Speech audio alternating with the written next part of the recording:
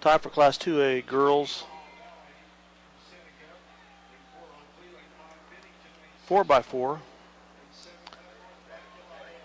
And I just discovered I've been talking with no audio here. That's what happens when I come and get set up late and I'm rushed. Lead off here should be Sarah Stratman, a sophomore for Bennington High School.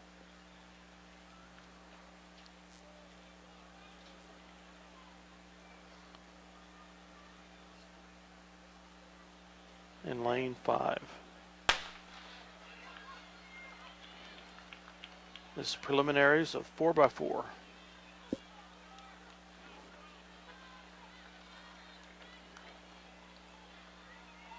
Four times around the track.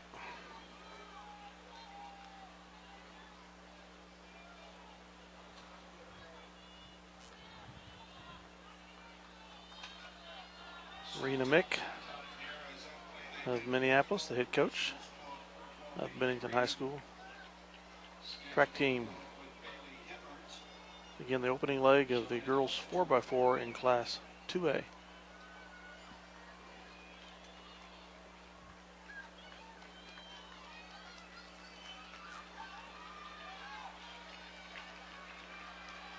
Stratman is leading this leg here by a good distance as they come down the home stretch.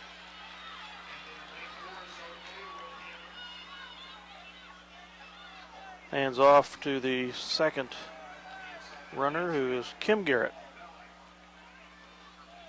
the junior.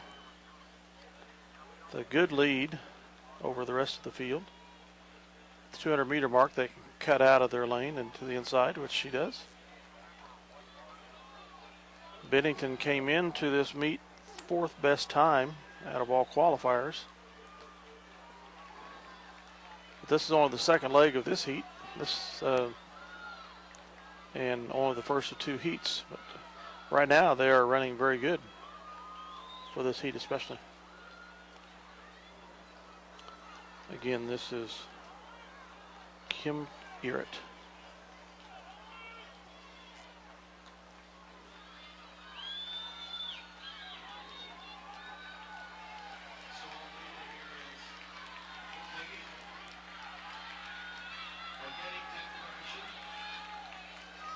Third runner is Lauren Montgomery, sophomore. Bennington continues with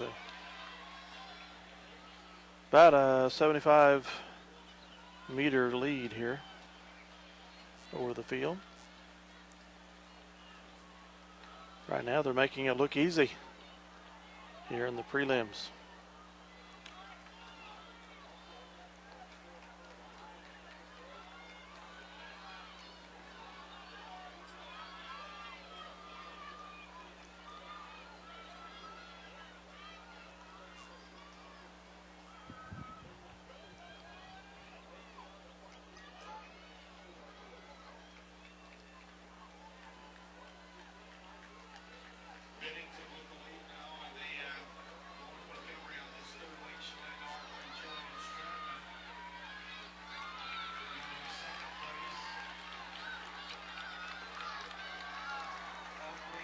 Jillian Stratman, senior, fourth leg, and they have a good almost 100-meter lead now.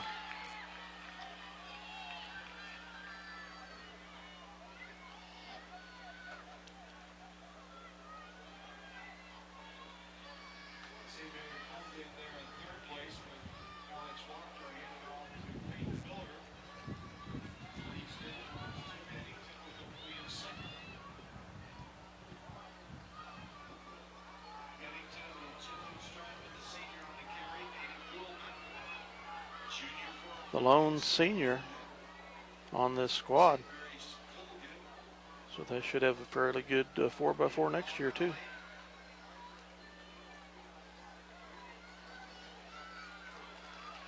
Jillian Stratman bringing home the first place finish here for Bennington in this preliminary of the 4x4.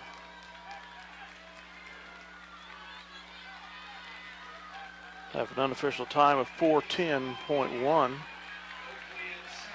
We'll see where that places, if they agree with me, how the clock agrees with me. 4:10.1 the official time.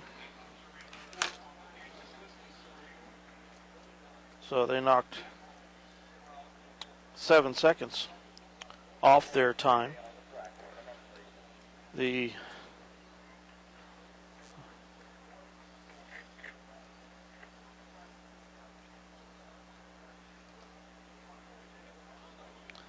the lap times, first 3 lap times that I have are 1:04.47 for Sarah Stratman, 1:01.24 for Kim Garrett, and 1:01.73 for I'm sorry, it's the other way around. 1:01.73 for the first run by Sarah Stratman. Second was 1:01.24 for Kim Garrett. Third is 1:04.47 for Lauren Montgomery. And that was at 3:07.45, so 4:10.01 was the total. So Jillian Stratman ran it in 1:03. So their 2 fastest times were in the first and second laps. But they were all at 1:04 or under, which is very good. Girls, no, so it's the second heat for girls 2A. We'll be back for the Minneapolis girls. I apologize, this is the first one for 3A, and that is Mackenzie Mortimer for the Lions there in lane 3.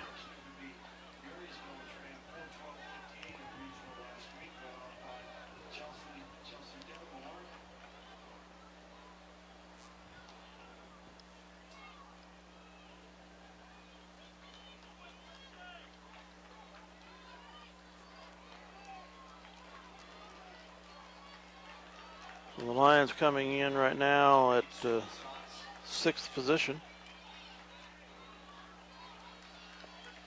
in this heat. Top 2 qualify automatically, the rest are but times. Then they take the top 6 out of both. Second runner is Ashlyn Macy.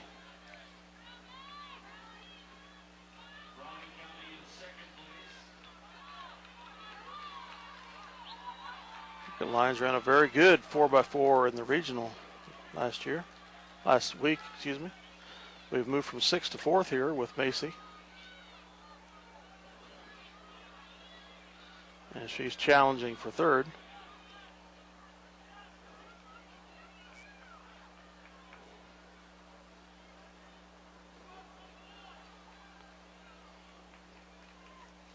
As she comes down the home stretch. He's now not able to quite catch 3rd, but is a very solid 4th. Up, she's put a little move here on 3rd place, gaining. 3rd leg is Shea Shoemaker for the Lions.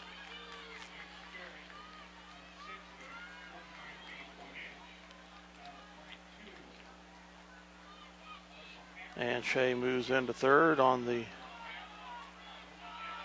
second corner there. And now we'll try to challenge for 2nd. Again, the top 2 automatically qualify. And then the following 6 best times out of both heats. Or excuse me, top 2 out of each one, and then there's 4 times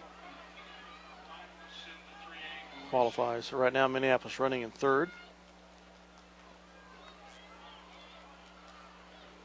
Went from 6th to 4th to 3rd here in 3 legs.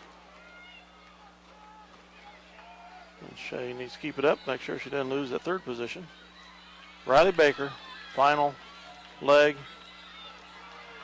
and she moves.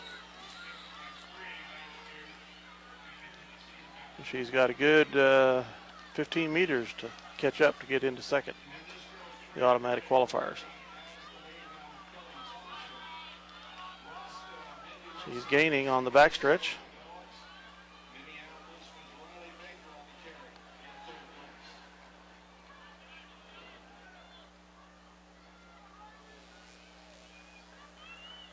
First place team is a good 30 to 40 meters in front of the second place. Here we come out of turn 4 to the home stretch. Riley has made up some ground, but has a long way to go here. A good 5 meters back to second place. Rossville, here she comes. Can she do it? She's not going to do it, but she can be close. Third place finish for the Lions. They will have to qualify by time for the finals. I'm sure they will.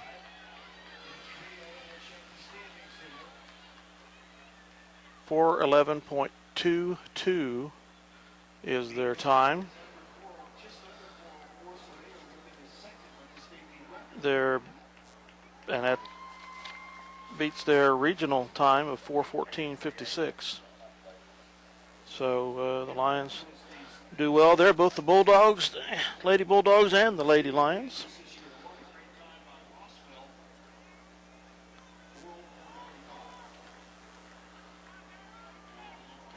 The Bulldogs had 4:10.05, knocking 7 seconds off their best of the year, and the Lions had 4:11.22, knocking basically almost 3.5 seconds off their best. Both should qualify for the finals. Next up will be the boys for Bennington in the 4x4 in just a little bit. Okay, we have the official results for the 200-meter preliminaries. In Class 2A boys, Brian Gellinger, again, was first in his heat with 22.58, so he automatically qualifies. He has the second best time overall. Actually, he's tied for second. No. Yes. Excuse me, second best time. First best time was by Austin Riggs of St. Mary's Colgan. So Gellinger qualifies for the finals tomorrow with a 22.58. In the Class 3A boys, 200 meter, Trevor Gerard does not qualify, but he finishes 14th overall out of all 16 participants with a 24.18. Just 0.06 of a second off of being in the next finish. Trevor, a senior, congratulations for getting here and competing. Back with the boys 4x4 Class 2A Bennington shortly.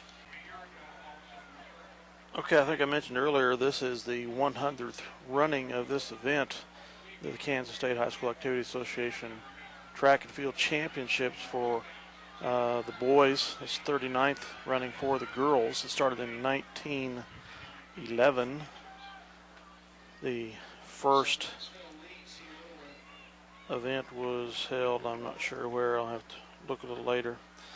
But it was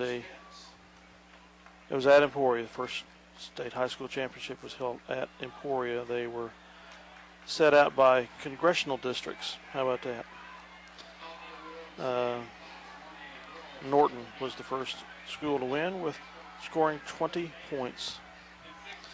13 schools scored with a total of 66 athletes competing. Took place at Elmwood Park Amphitheater in Emporia on May 13th, 1911. Participants qualified by placing first or second in one of 6 congressional district meets. There's a booklet that was produced and available, which I happened to pick one up as we're getting ready for the boys Class 2A 4x4. Bennington will be participating. I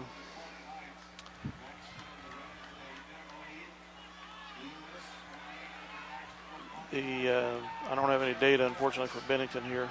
Didn't get it printed out. I apologize. Some notes of interest.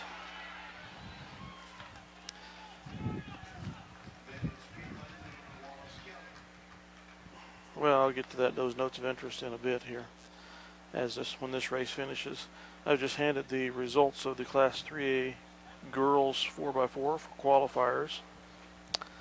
And Minneapolis does qualify with a 4:11.22.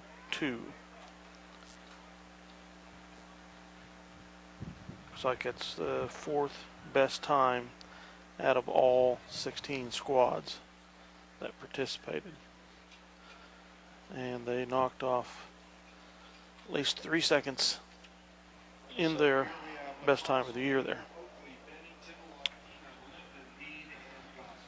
Bennington will be in lane 4 for this event, the boys class 2A 4x4. Looks like Garrett possibly the leadoff runner. Again, I apologize, I don't have, well, I do have a program. Let me dig this out. No, it doesn't list the team members. I remember now. In the book. If I'd have printed it out, which I thought I did, but I don't seem to have it, I'd have that information.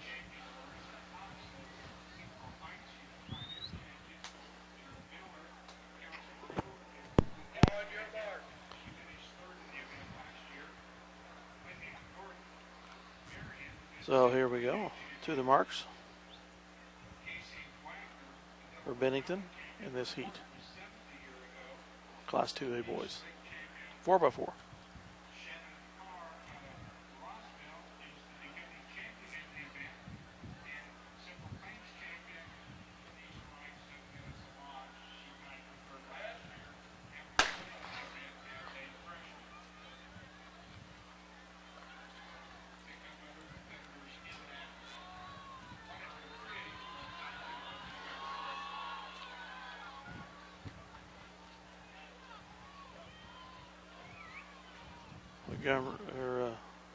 Garrett, I think it is. Bennington is running in the middle of the field right now. Not only in lanes, but I think in placement. See where he comes out in the staggers here coming out of turn 4. He is in 4th place.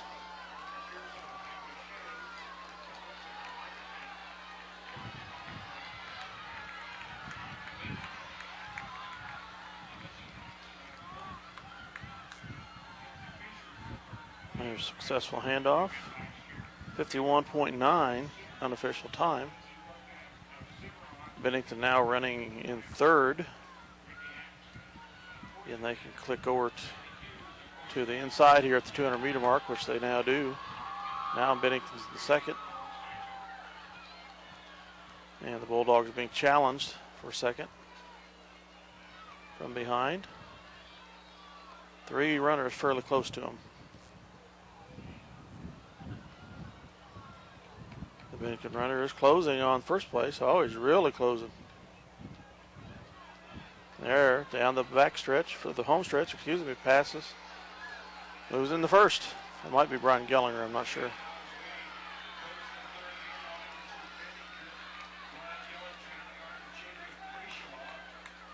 That was Gellinger.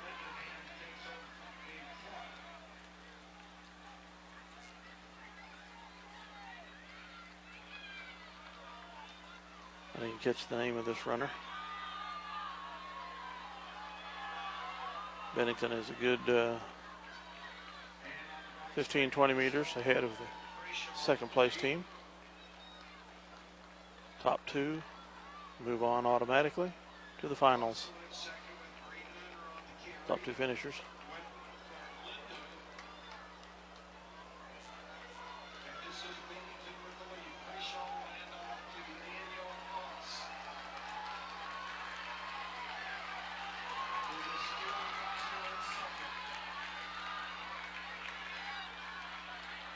Final leg for Bennington. 2nd leg was 51.16. 3rd leg was 51.9. Or excuse me, 51.9 the first, 51.61 second, 53.14 the third. And here the final leg, and Bennington still a 40-meter lead at least.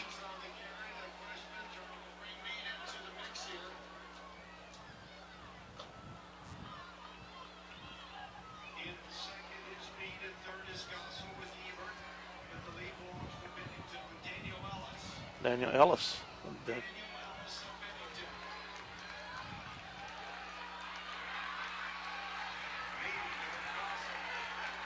Big lead here for Bennington. They're just going to wipe this heat out. 3:28.1 unofficial. That's a very good time. 3:28.43 official.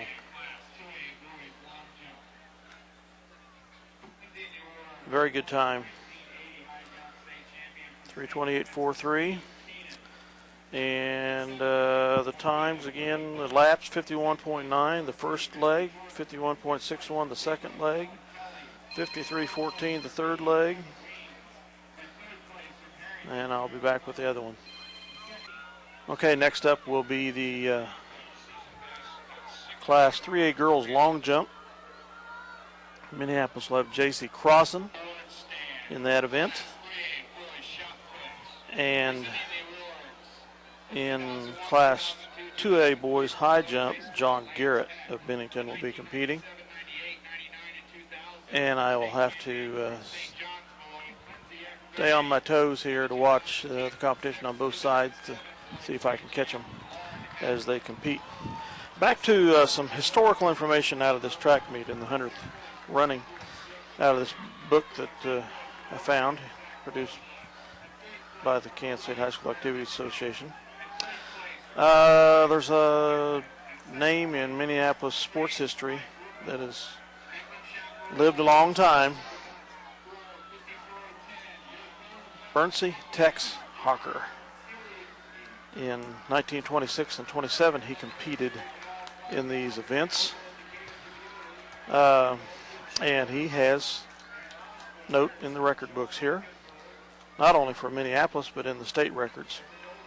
In 1927, and this is in all classes, Tex Hawker of Minneapolis became the first boy to run the 220-yard dash in under 22 seconds at a 21.6. And that I also found was on a straightaway. It wasn't a curve. That ended up being overall the third fastest time in meet history for the 220-yard dash on the straightaway throughout the history of the event. The fastest time was set in 1955 at a 21.0. So he was right up there for 3 decades with a very close time. And that 21.6 was the Minneapolis record, I believe, until the metric system took over, though I don't think there was ever any note of it being a straightaway. So Tex Hawker there, quite a legend in Minneapolis history in the 220-yard dash, and it was a straightaway, not curve.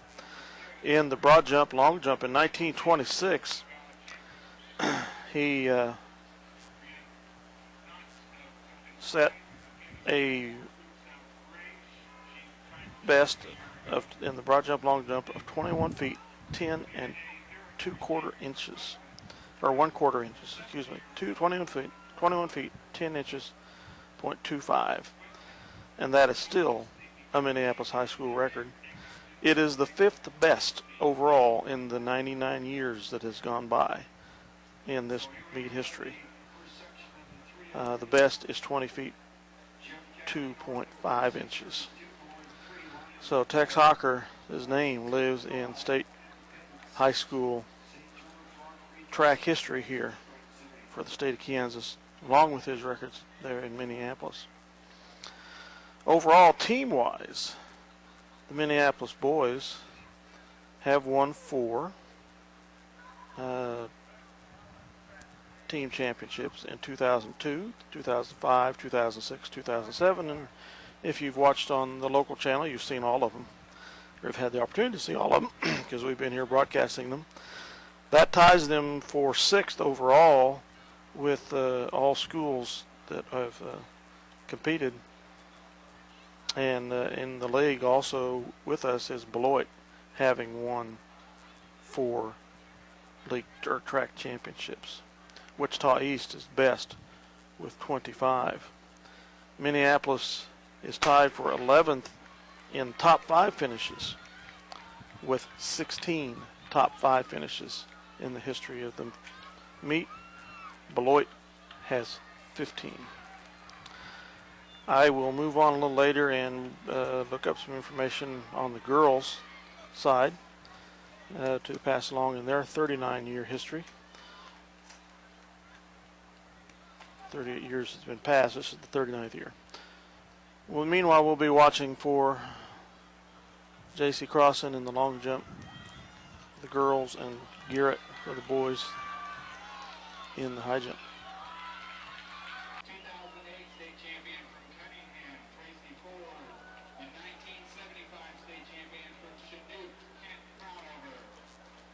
Okay, you just saw one of the best female athletes in our immediate area, Mariah Jones, out of El Saline, compete in the Class 2A triple jump there.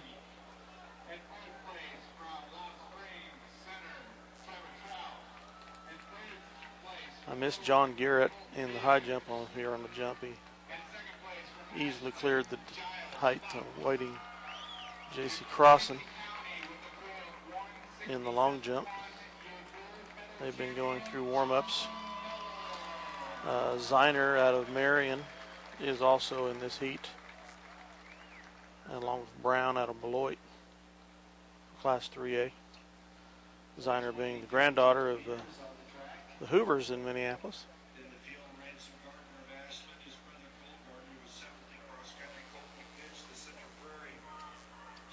Before I forget, the Class 2A boys 4x4 results are in. Bennington had the best time out of all 16 teams participating, the 3:28.43. The second best time was Osborne with the 3:28.9, so close to half a second better time Bennington over Osborne there. Another result in 4x4 action for Class 2A, the Bennington girls. Their time of 4:10.50 was the best overall. 4:15.27 was the top qualifier out of the other heat. 4:13.51 to second place in their heat by Oakley. So Bennington boys and girls, the top times in the 4x4s in Class 2A. Congratulations. Here's the Ziner girl out of Marion. We saw compete in the Class 3 basketball tournament just a couple months ago. Participating in the long jump here. Hoover's granddaughter. Yeah. Good jump. Let's see. 35.7. No, they haven't racked it up yet.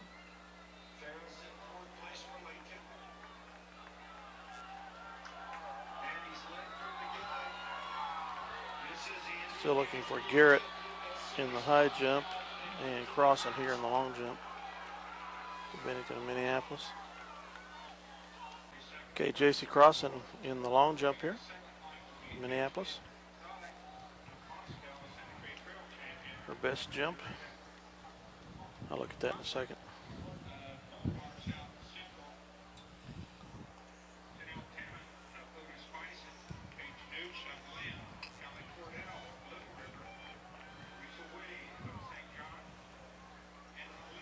Sophomore this year.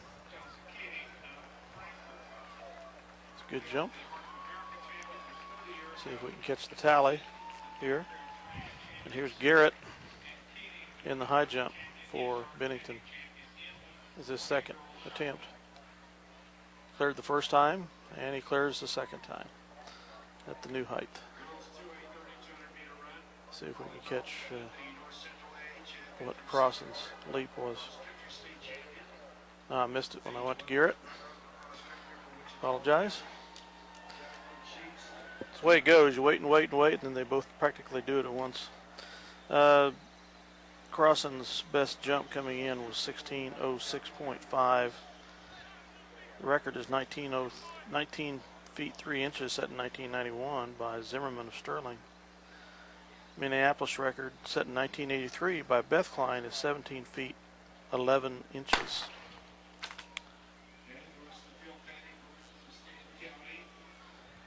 And the Class 2A girls 3200 has started out here. We have Jillian Stratman of Bennington in the gold. There, she's in the top 6 or so as they come out of turn 2. So I'll be juggling back and forth here between watching Jillian on the track and trying to catch J.C. Crossan and Garrett on the long jump and high jump.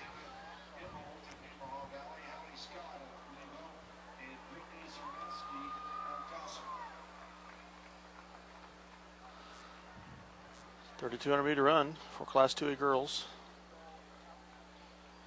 Jillian Stratman is in 3rd place for the Lady Bulldogs.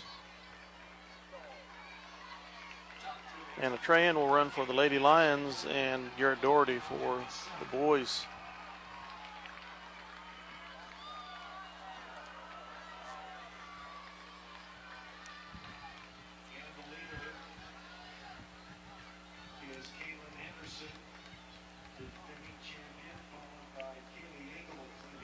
Eight times around the track, folks. They used to run this in the morning on Saturdays, first event. But last year, I guess they moved it to Friday, the last event of the Friday portion of the meet. Stratman still in 3rd, not far behind, 1st and 2nd.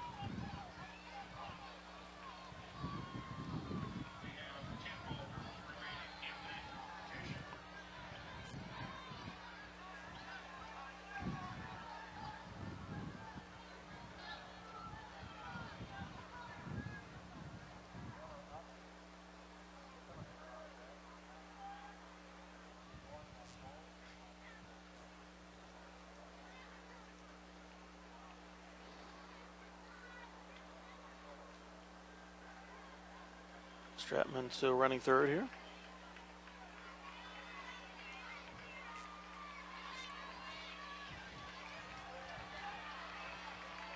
As we're getting ready to close out the first lap, I do believe.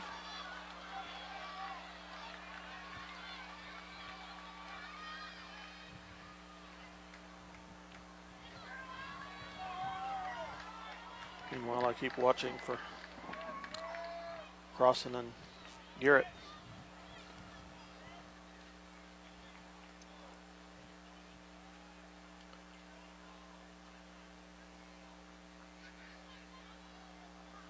Stratman being challenged on the inside for that 3rd place position.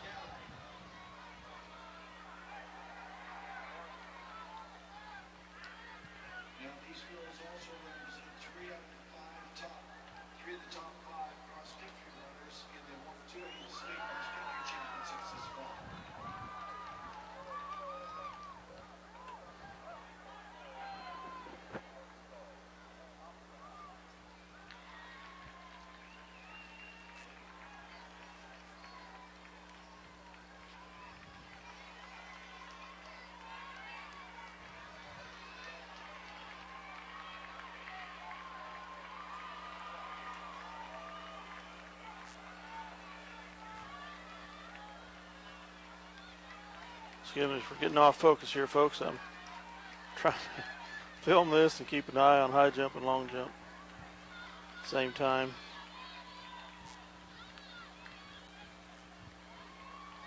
Stratman still in 3rd.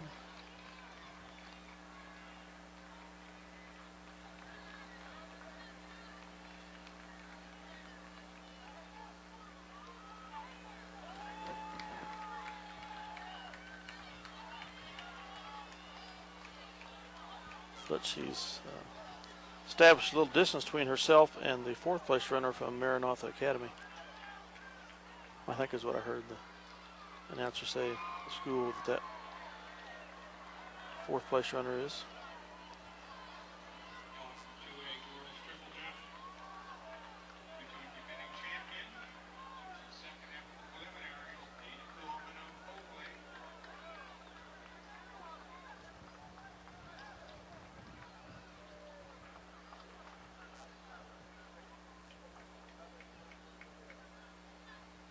Jones hanging right in there. And the first and second place runners, great position to make a challenge.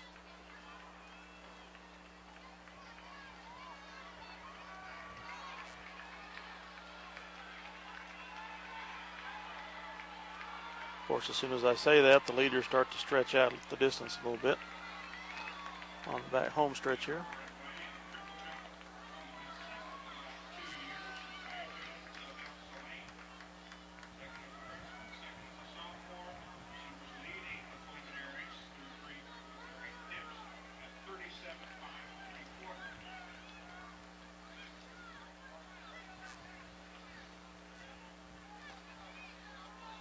Stratman a good 10 meters back now.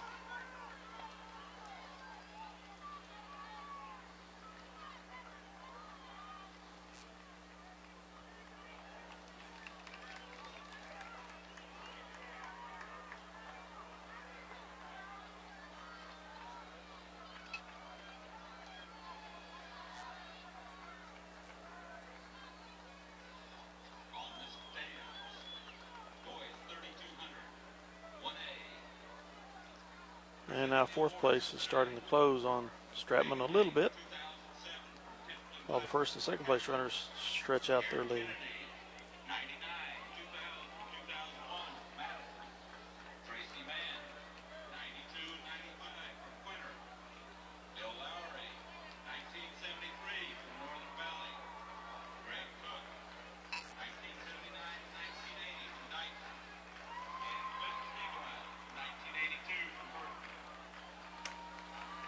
And Stratman's going to be passed here in about the third lap, unless I lost count, on the home stretch just before the finish line. And she's not going to give up easily.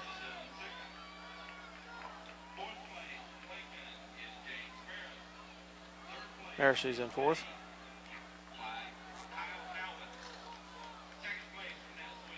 The leader stretching it way out now. Taller girl here.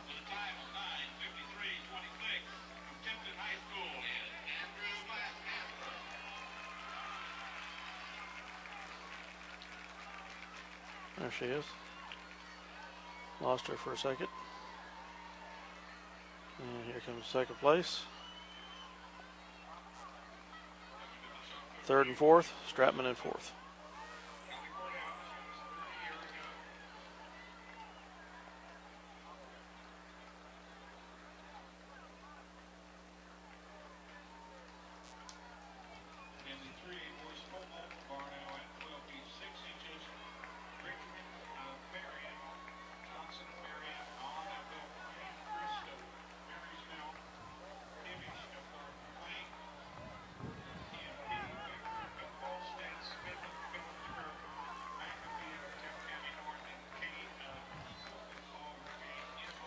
Stratman in fourth still.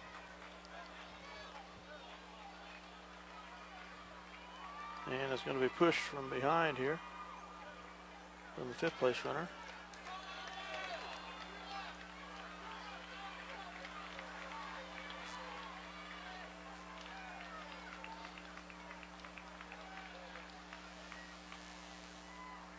Two laps remaining in this race.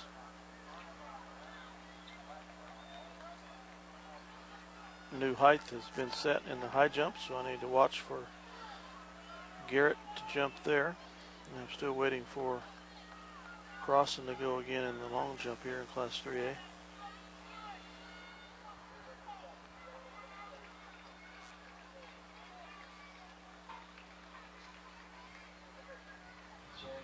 Stratman in her fourth place position.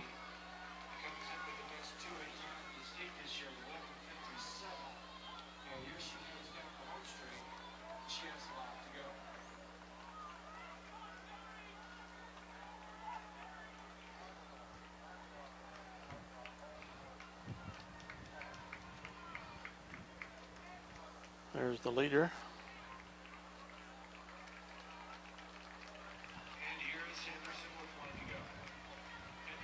Coming down to one lap.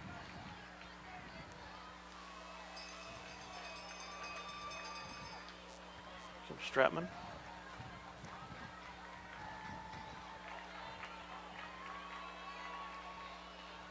ways to go to catch third place.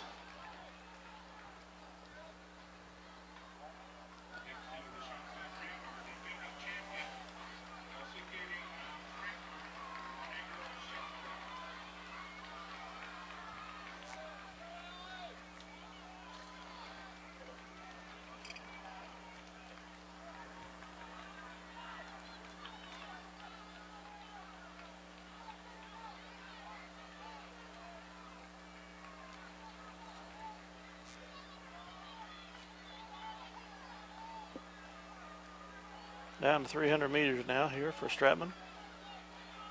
And I think Garrett is getting ready to participate here in the high jump again.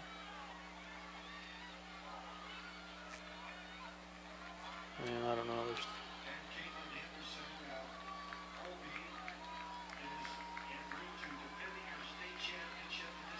he should be next.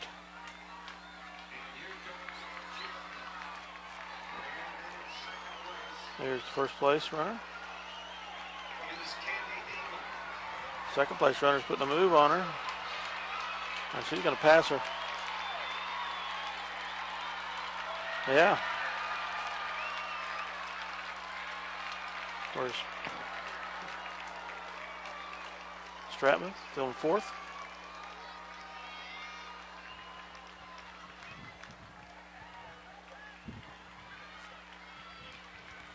Jillian Stratman of Bennington, fourth place finish here in the 3,200 meters. Class 2A girls. See if we can catch her time. 12:10 something. And I missed Garrett's jump. I apologize. Trying to catch Stratman's finish. See if we can catch him again.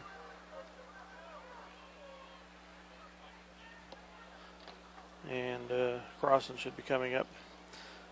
Next will be next race we'll have is Class 2A girls, 3,200 meter at Anna Tran. Okay, Crossan, J.C. Crossan did not make it out of the prelims into the finals. Julia Ziner, the Hoover granddaughter from Marion, is last year's champion. Getting ready to jump here in the finals. That's just been a warm-up yet. Still waiting for Garrett over here competing in the high jump. We'll be back. Okay, Julia Ziner to jump here. So Marion. Good jump. See what they're...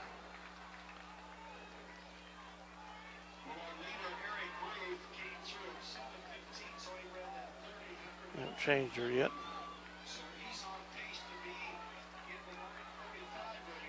17.65. Pretty good jump. She has a, I remember hearing at the state basketball tournament, a track scholarship somewhere, either for a long jump or high jump. I can't remember which. So congratulations, Julia. Okay, I think we're going to catch John Garrett here, attempting 6'2", excuse me. And he does not get it. See what his best in coming out in regionals was here. Garrett's best in regional is 6 foot, so he's matched that here in the state finals. We'll have to see if he can, on a second or third attempt, get 6'2". We're getting ready for Class 3A girls 3,200 meters. Representing in Minneapolis is Anna Tran, a freshman at Minneapolis. Top 3 times in this event coming into today are all freshmen. Runner from TNP Marion, Heather Reuter, Anna, and Jenna Snell of Ellenwood. Actually, there are 6 of the top 7 are freshmen. One of the top 7 is a sophomore. And there's 2 more freshmen. There's only 1 senior out of the whole top 16. Anna's best time, 12:15.46 at the regional meet. And she established a new Minneapolis record for girls in the 3,200, breaking the record set in 2004 by Lindsay Perry, 12:19.69. Sorry to have to tell you that, Mike, but another record has fallen. Let's see if I can find Anna here. She is in lane 5 on the inside shoulder of lane 5. So this ought to be quite a race. A lot of young talent here.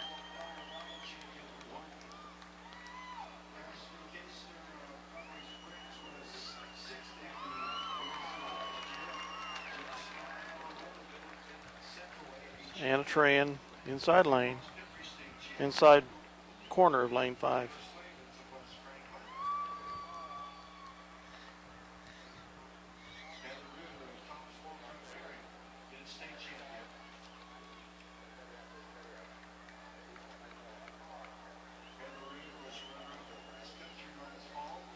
Again, 6 of the top 7 runners here are freshmen.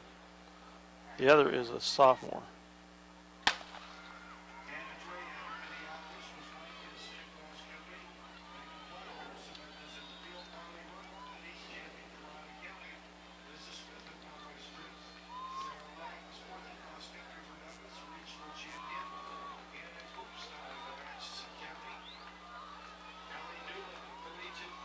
And that's Anna in second, I believe. 8 times around the track here.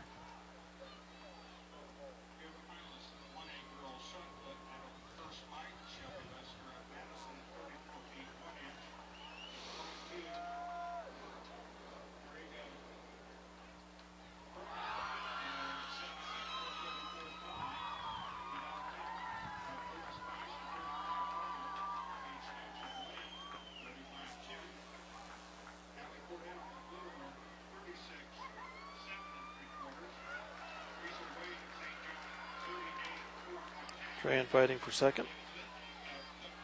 We're going to have Garrett make another attempt at 6'2" here. Bennington. So we'll take our eyes off Anna for a minute. Clears it, so he moves on. John Garrett of Bennington. Bested his regional mark of 6 foot by 2 inches.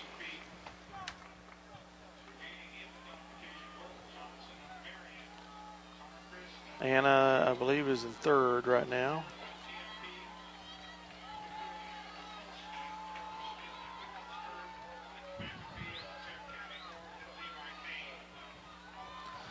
Jerry Mick, the head coach for Minneapolis, has been since 2007. So this will be his 4th year.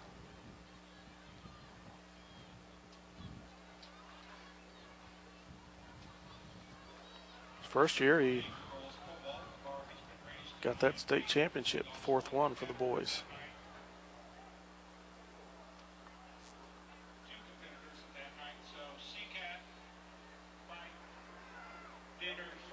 And the leader in this race is way out in front at a good 50 meters. Anna Tran's in third, with 4th just a scant 5 meters back. 6 laps to go.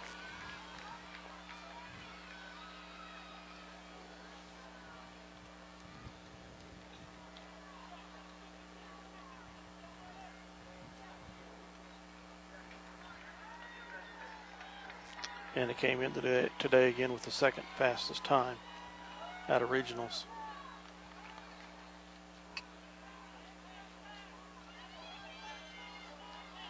If I'm not mistaken, she had a pretty good kick to close the 3,200 meters at regional when she set the Minneapolis high school record as a freshman. She's now dropped to 4th. Not by much, but she has dropped to 4th.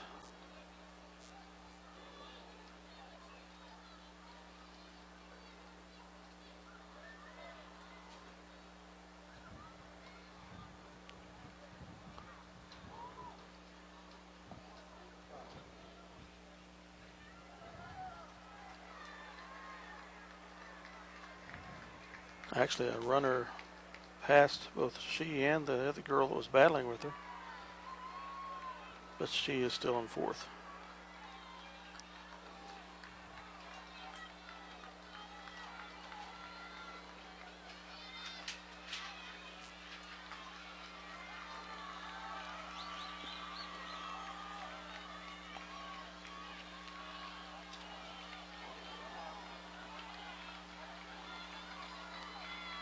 Five laps to go as they head into the curves.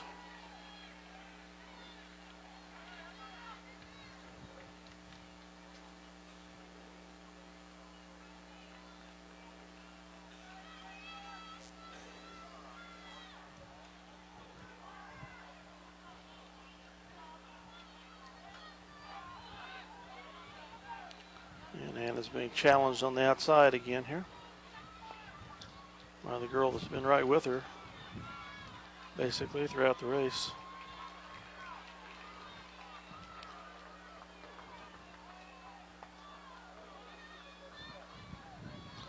They're resetting the bar and the high jump. 6'4", I believe.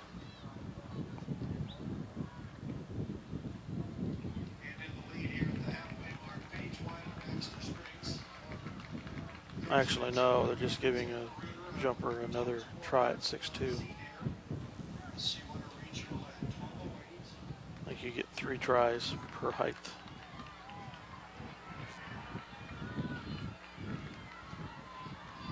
Anna still in fourth. Neck and neck for fourth. Another runner's moved from behind to challenge Anna here.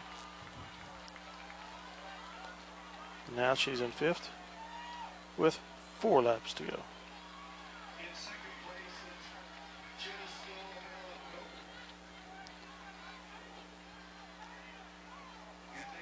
But she takes it back here on the curve here.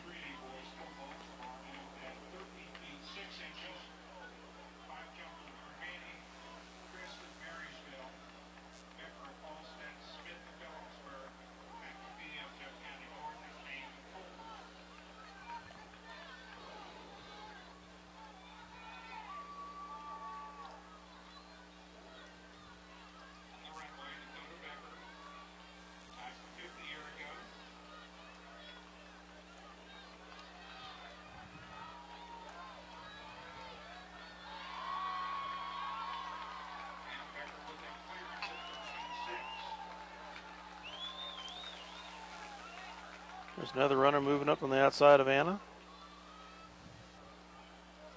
It's tied neck and neck for fourth now. Anna says, no, you don't. But coming out of turn 4, Anna's now in 5th place.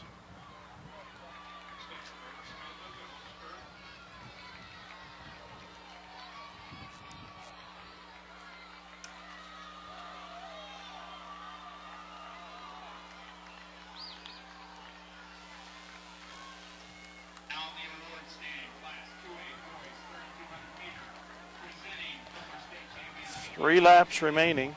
Anna Trahan in 5th place.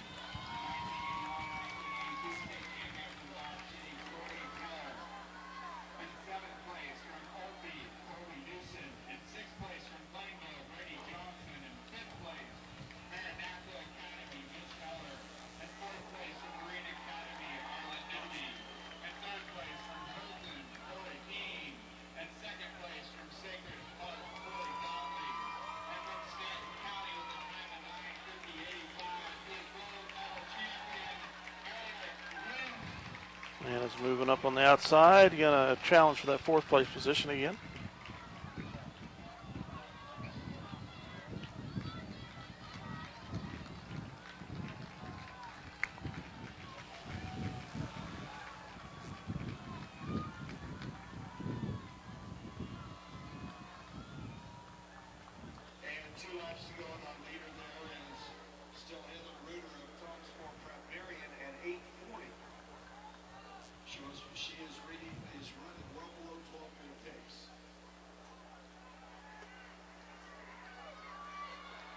Now this one individual is going to challenge Anna again for fourth. Passes her here on the front stretch.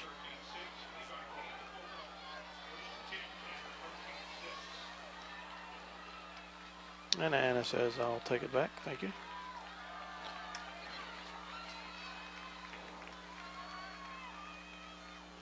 So Anna's a half a lap behind the leader and a good 30 meters back from third place. 2 laps remaining.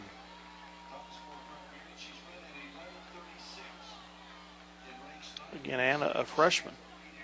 Minneapolis High School out of Delphus, and owns the Minneapolis school record in the 3,200 meters.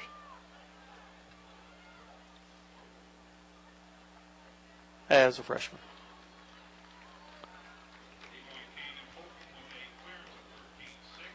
I never saw her run in junior high, but I heard about her. Heard she's special.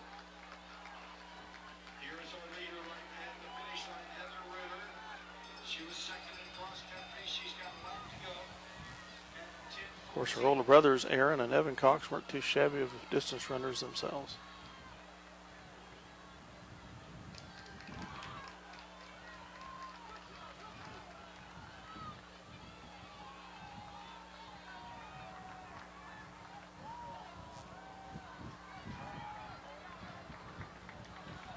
She's putting some distance between now her and the 5th place runner. Coming down 75 meters to go here for the bell lap, gun lap. Still a good 40 meters back behind third place.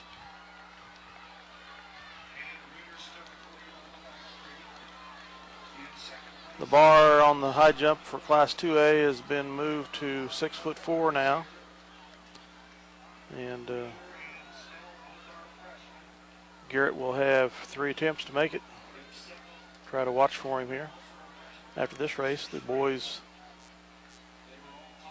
from Minneapolis, Garrett Doherty, will be running 3,200 meters.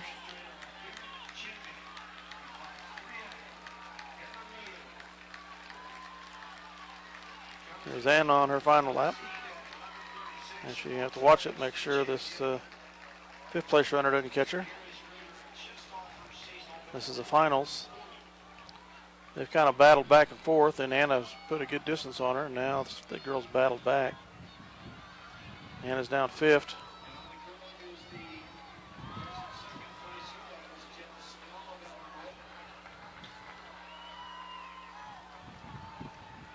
Looks like Anna's probably going to settle for 5th here, unless she puts a tremendous kick on.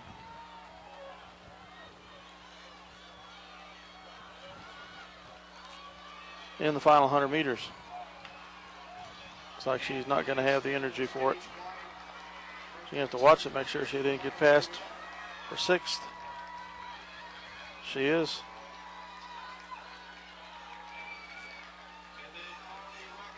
Oh, she's going to take it back maybe. She does. Anna Tran with 5th place.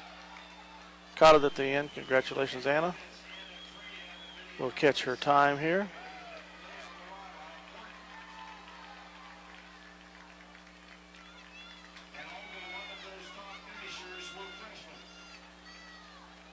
All but one of the top finishers were freshmen. I missed the time, see if they can get it back.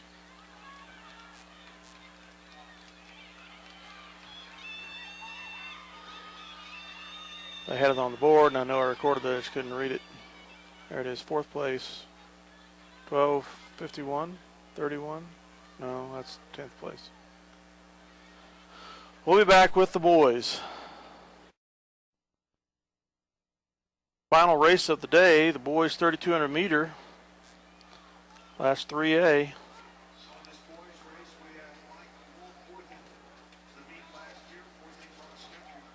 Garrett Doherty come in as a junior with 10:42.35. That made him 13th best in the field. MHS record set in 1997 by Nito Blocklinger, 9:52.29. The meet record is 9:08.68, set in 2007 by Lane Boyer, Fredonia.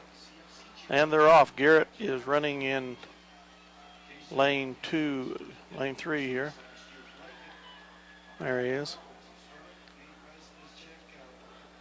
Ran a gate 3200 meter at regional, and then came back and anchored the 4x4 right after that. They did a great race there.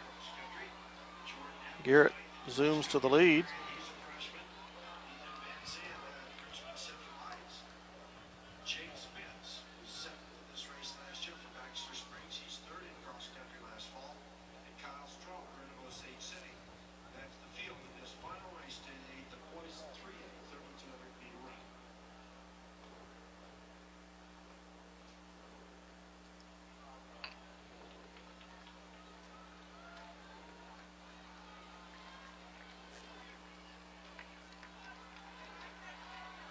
Garrett coming down the home stretch here in the lead, completing the first lap. And is challenged just as he finishes the first lap and passed.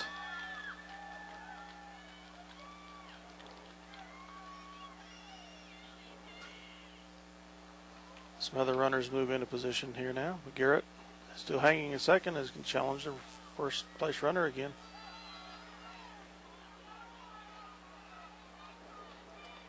Takes the lead back halfway through the backstretch on the second lap.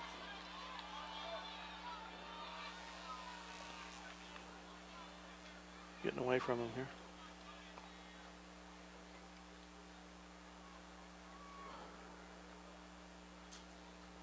Garrett with a nice little lead.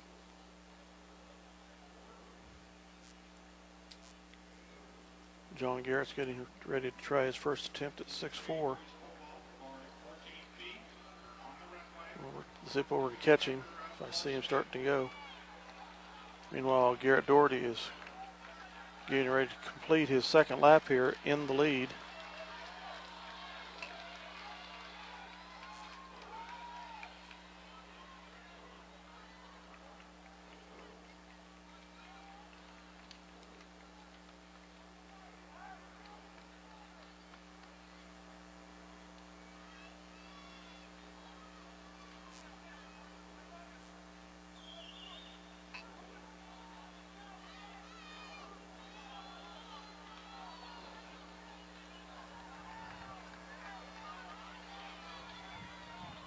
Garrett running a very good race here. I hope he can keep the pace up.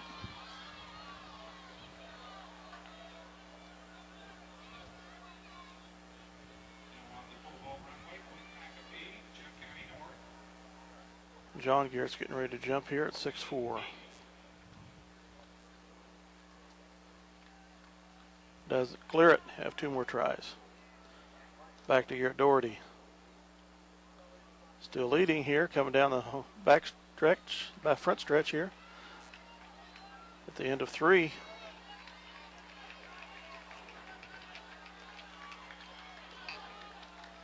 Being challenged for first now by a couple different runners from behind. Completes 3 laps in first place, but all for about 50 meters.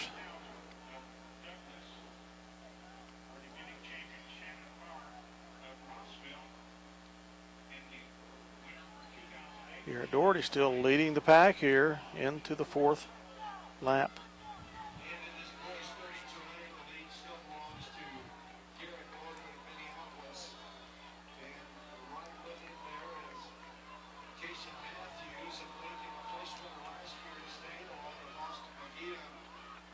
Garrett says, no, you don't.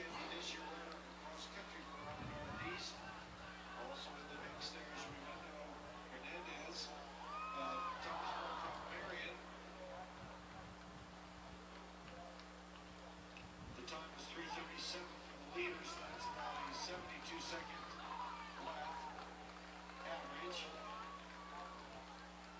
average. 72-second lap average here for Garrett. Being challenged by a runner from Lakin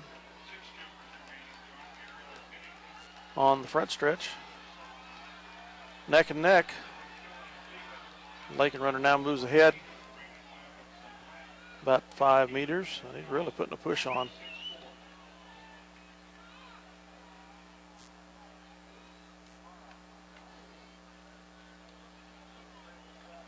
Wow, he has really put a push on. Matthews of Lincoln has kicked up the pace a little bit after 4:51 at the halfway mark. Halfway through, they are 4:51. Garrett still in second. In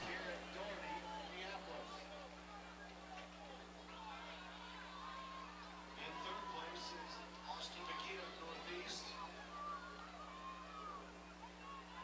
And he's going to be challenged from behind again.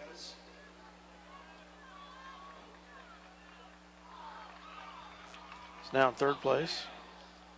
The girls, 3A, 3200. Second place, presenting tonight. Fourth place. 2008-2009 from Riley County. Seventh place, Marion is Jacqueline Norris. Sixth place, Morton is Lev Murata. Fifth place, from Minneapolis is Anna Fernan. Fourth place, Riley County is Harley Rowan. Fifth place, or fourth place for Doherty here. Here's fifth place finish for Anna Trahan on the medal stand.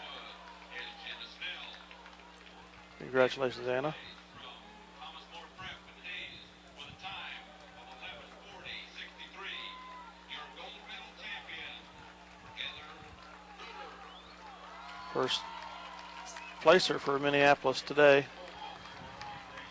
Doherty's now in 5th place. But he takes it back. 2 laps to go coming up.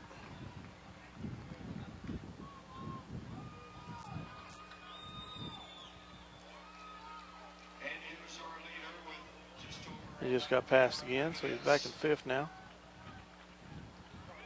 Now he's being challenged from behind. That is Casey Drops to 6th. Which is pretty good because he came in with the 14th pace, 14th ranked pace. And then in second place, it's Michael And he's going to drop to 7th. Raimundo Hernandez of Thomas Moore Prep. Lane Cressings. See if he can stay close here and kick on the end. 2 laps remaining.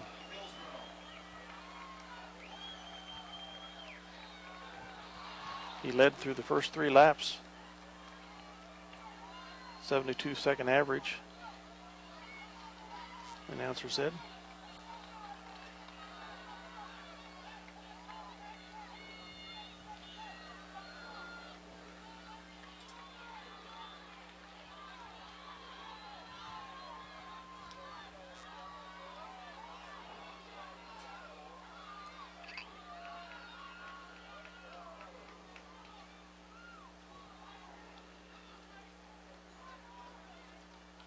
And there's our leader up on the scoreboard on the screen. And around the track down the home straight, Casey Matthews of Lincoln comes in the best of 10:13:55 at the regional last weekend when he won it. And he's going to get challenged from behind here for 7th. Drops to 8th. Well, maybe can't say that yet. He's staying at it.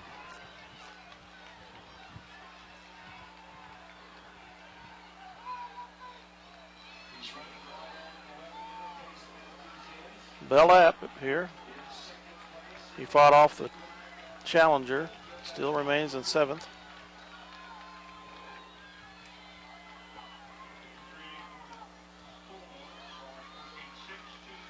And he's going to challenge the 6th place runner now.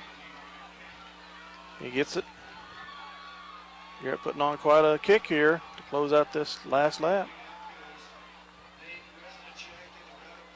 That much further to go for 5th. Well, if he doesn't get caught from behind.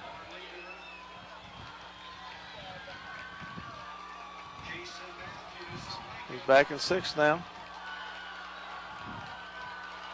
Or, excuse me. He's 7th there. He takes 6th back, and he's going to challenge 5th. Look at he put the move on, folks. Moves into 4th. Garrett Doherty running the late race of his life probably here.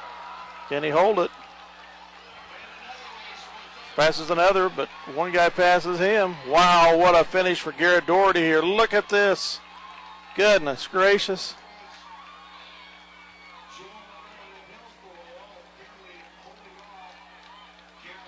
Fourth place, 10:07.12.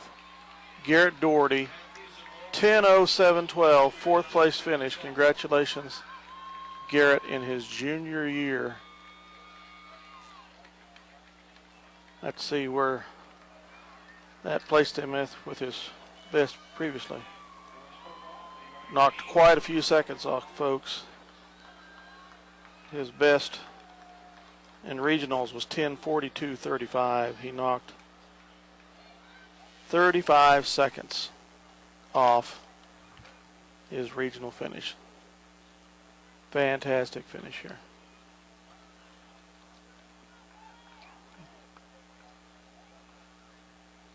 And I don't know if Garrett's done. I think they're done. High jump's done.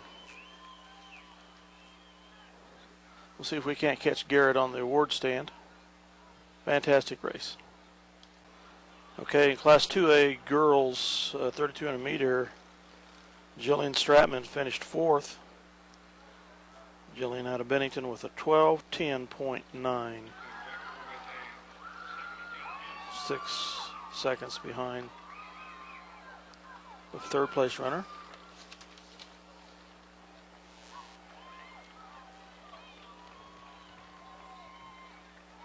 And we missed her on the award stand somehow. Apologize. We'll be back for Garrett getting his fourth place medal. On the stands, the girls shot put 1 and 3 boys football. Okay, here are your awards presentation for Class 3A 3,200 meter.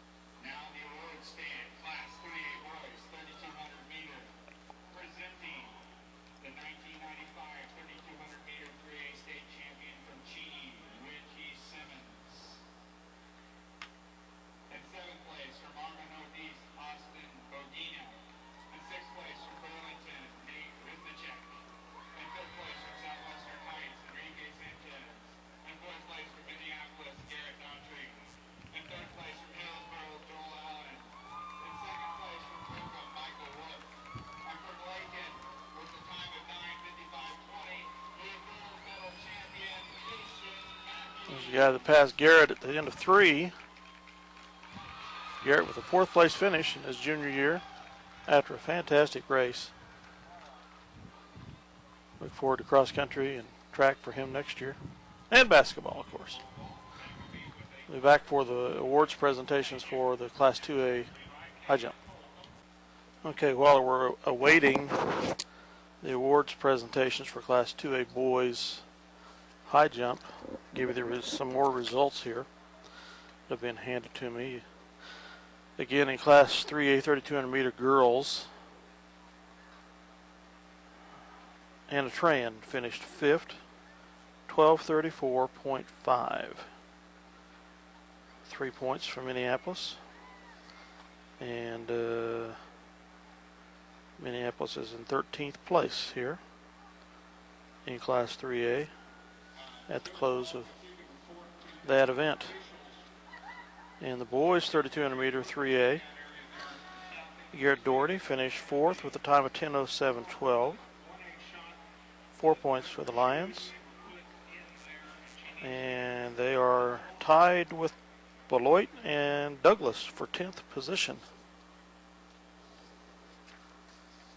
at the end of day 1.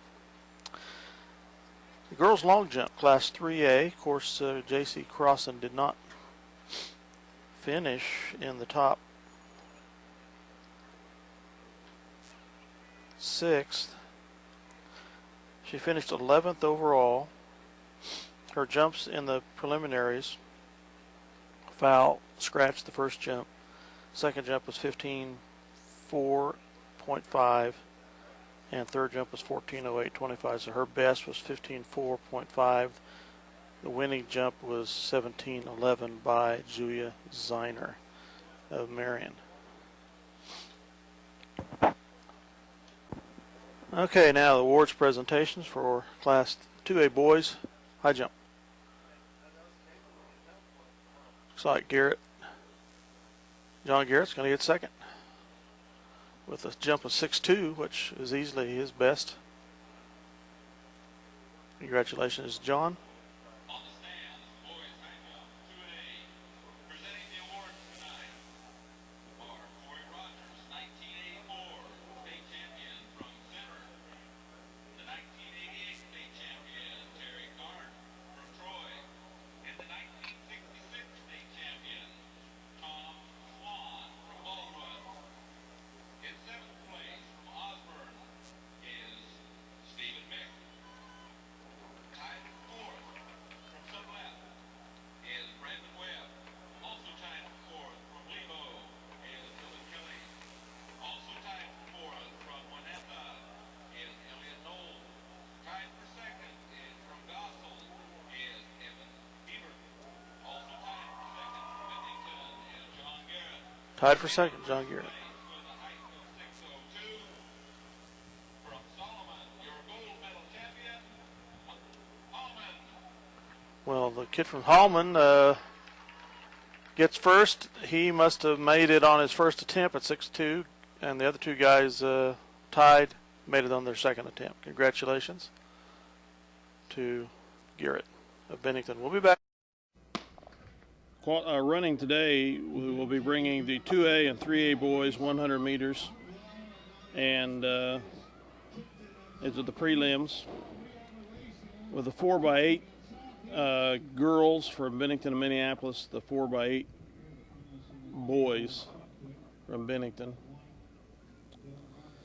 and 2A girls and boys out of Bennington in the 1600 meter run. Have Jillian Stratman for the girls, Daniel Ellis, Josh Hicks for the boys, and the girls 4x1 relays will be shown. The girls 4 and boys 400 meters for Bennington, and the 4x1 relays Bennington and Minneapolis for the girls. Bennington girls and boys in the 300 meter hurdles, and if time permits here, we're going to watch the 800 meters before we have the boogie out of here. The Bennington girls, Caitlin Wolf, Sarah Stratman, and the boys, Daniel Ellis, and the boys, Minneapolis, Colin Trickle. After that will be the 200 meters and the 4x4s, but Mike's and my schedule won't allow. So we're going to test something here, and we'll be back. Okay, it's time for Class 2A boys, 100 meter preliminaries. Brian Gellinger. Well, he's way off. He's still running 2A. This Class 2A boys, representing Bennington in lane 6, is Brian Gellinger. He ran 11:18 qualifying in the regionals to get here. The record is 10.8 set in 1991 by Levi Gillen of Leoti.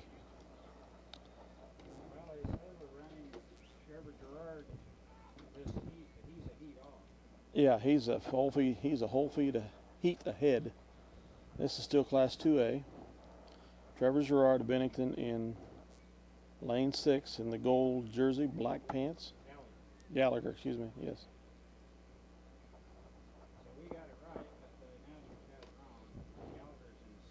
No, that's Gellinger, Mike. Gellinger.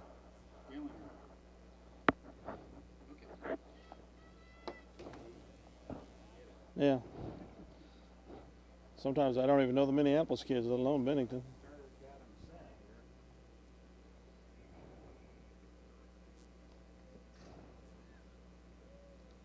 This is the prelims.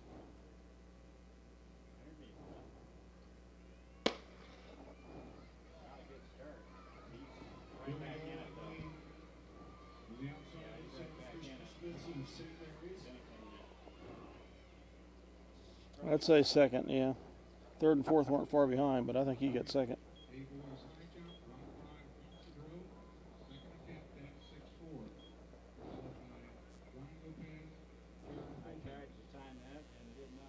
There's the unofficial times, but I can't, or the official times on the board, but I can't read them due to the sunlight. I don't know if it'll come through on the TV screen or not. But it does confirm Gallagher, Bennington second. I can read that. Yeah. Trevor Gerard of Minneapolis in lane 8 in this event. Oh yeah, out of Smith Center. Was he lane 1? Is that lane 1?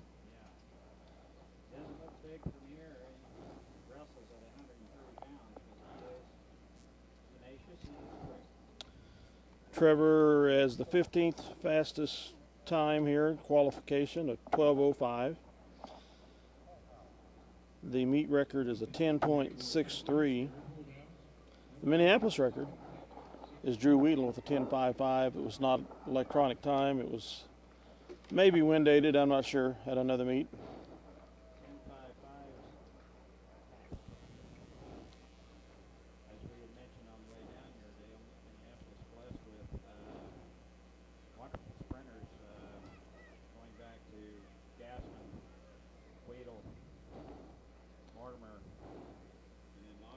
Mm-hmm. 2 Lombergers.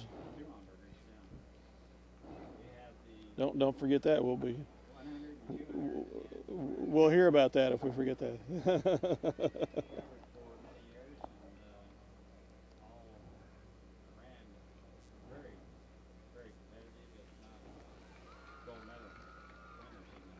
So Trevor Gerard in lane 8.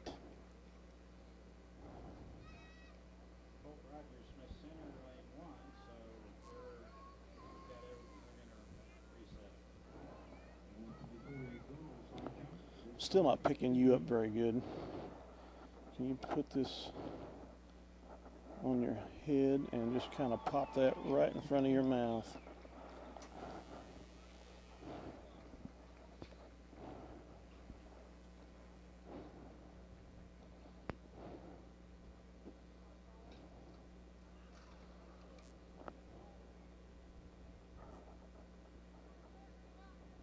Give me a test.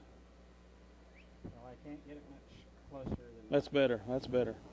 Okay. All right. I split my gum out on the Gerard in 8, Colt Rogers in lane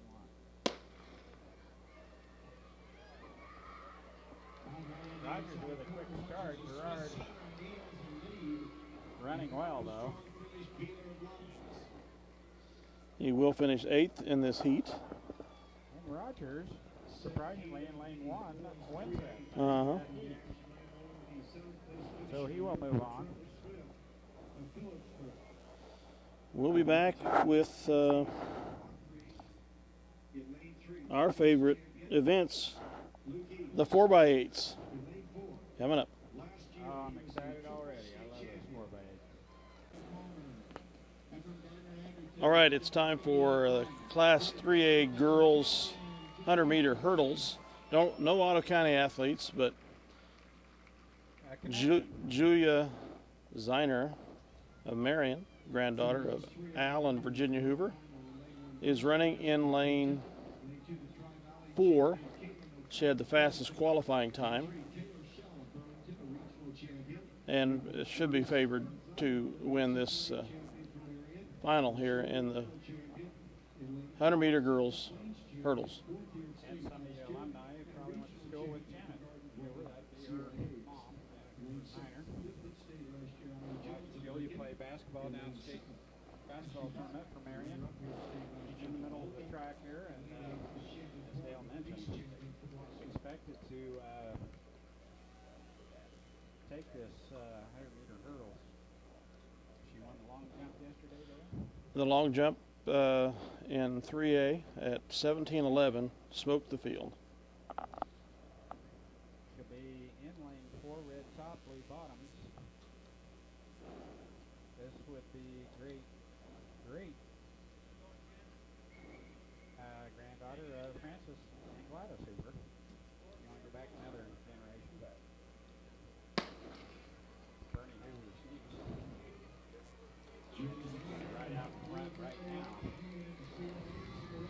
challenged. Just hitting every hurdle just perfect, 3 steps and over, and she will win this prelim. Without too much trouble. Got long legs like her granddad, that's for sure. Al went all 6'3", 6'4", and her mother was quite tall, but Julia quite an athlete, ain't she, Dale? Yes. And if I remember right, she did attend Minneapolis grade school for a while. Yeah, so. You're probably right. If I remember hearing right. She signed a letter. I don't know where. I remember reading that, yes, she signed a letter of intent. I'm thinking it was D1. I'm not much. I might be wrong. In the long jump or high jump, one of the two. She's very capable and very good.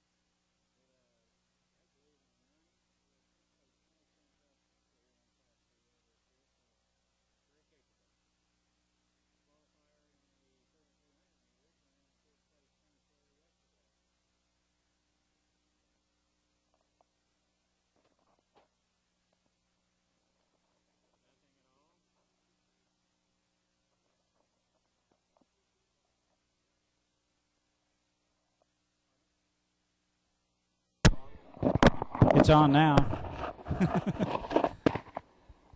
4x8 action. I get the right mic, I'll be in good shape. Minneapolis in this event. Girls 4x8. Anna Trahan with the carry for Minneapolis is currently, where is she?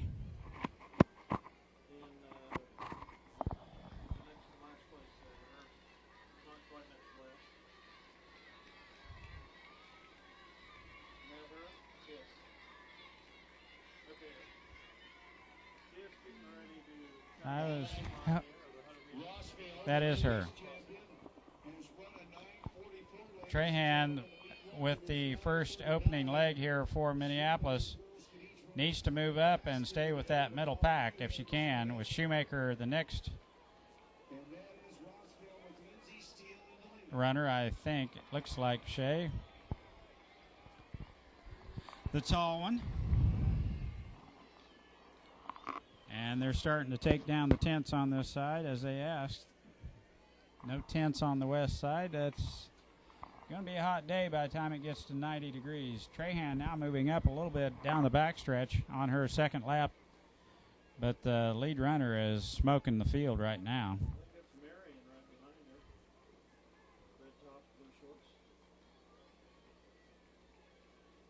And here is Rossville, folks. They do have a shot here.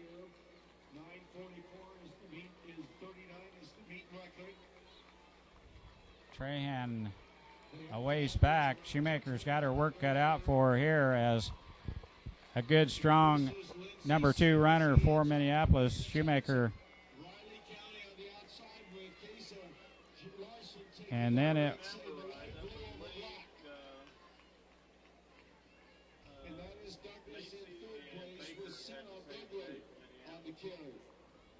That's definitely Shoemaker.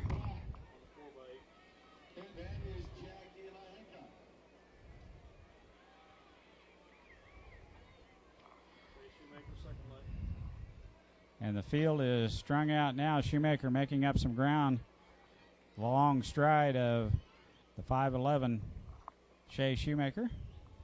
Red shoes, blue top and bottom. Minneapolis trying to close in on the middle of this pack. Shoemaker down the backstretch.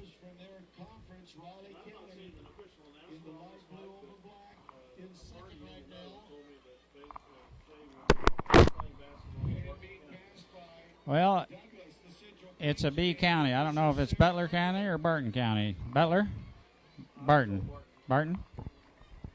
Well, there's a connection there, and I don't know what it is, but I heard she was going to play ball down there. Shoemaker moving up on the pack here. There we go. It's Rossville, Douglas, and Riley County. And Riley County is making a move on the leader down the back stretch. Shoemaker crossing the start-finish line there. So they've got a 100-meter lead on Minneapolis right now.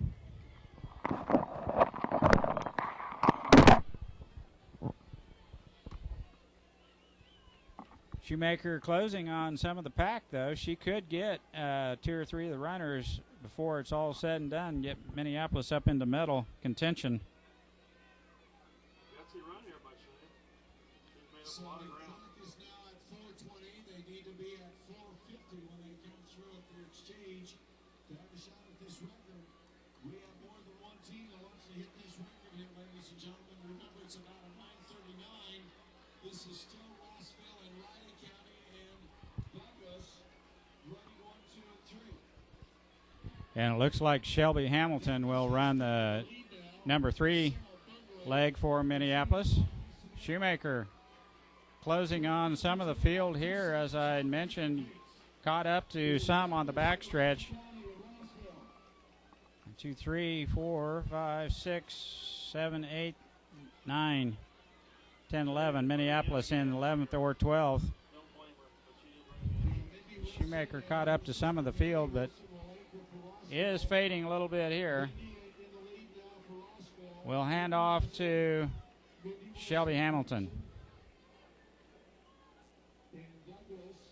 Hamilton with the number 3 carry here for Minneapolis. Waste no time passing 3 runners. Now down the backstretch.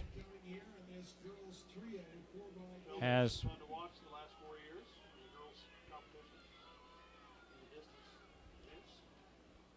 it's been here every year, I think. Quite a accomplishment.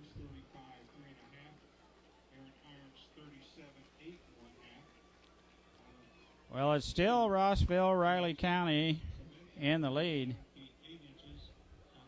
Third leg of this girls 3A 4x8, and the boys will field a team also. I am told, and I think it's going to be Ashlyn Macy with the anchor leg for Minneapolis. Shelby running strong here, Dale.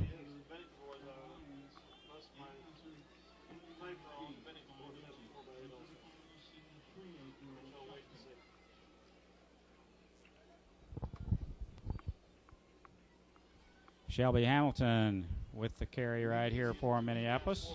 7:15 at the exchange here, folks.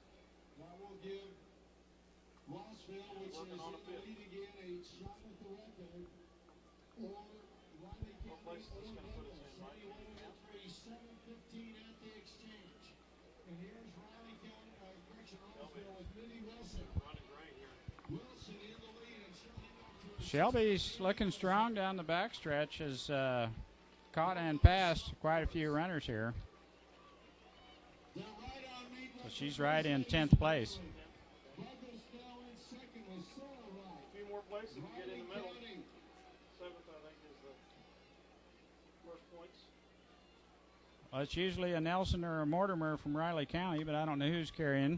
But Minneapolis doing a good job here. Shelby moving right up in the green shoes there with 70 meters to go here. She is not running out of gas at all. She's running strong all the way through. Nice stride is going to hand off. It's either, it almost looks like Kylie Gregg, but I don't think it is. No, that's Ashlyn. That's Ashlyn Macy. We don't allow 2 sports in one season. Once I see her take off and run, I can tell that is Ashlyn Macy. She needs to and is doing a great job. Look at her close in, but I think that's lapped. If she's an 8:25, ladies and gentlemen, we have a shot at the record. What is the time? As another runner, 8:23, she is on the record place. Rossville in the lead has a chance for a meet record here. They're 2 seconds under the record. Ashland Macy just smoking the backstretch. Has 2 runners to catch to get Minneapolis.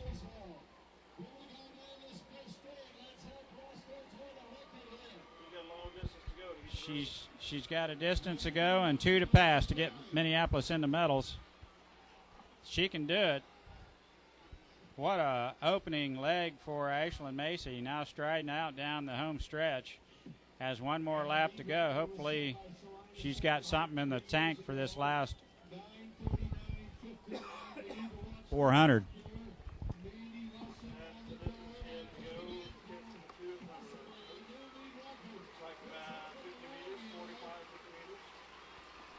Well, here's the winner right here with a new meet record. I'm sure the way she's been running, she's going to have it. Rossville.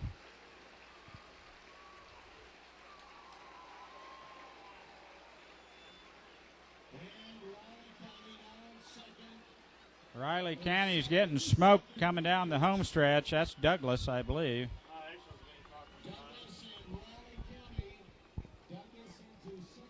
Douglas second, Riley County third. Ashland down the back stretch being challenged by 2 runners. Had a real fast opening lap.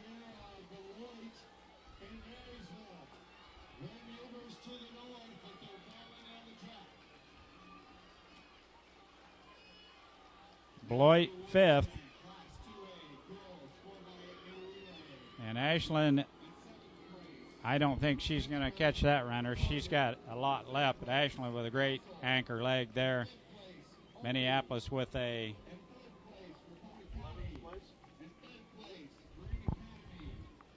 ninth place.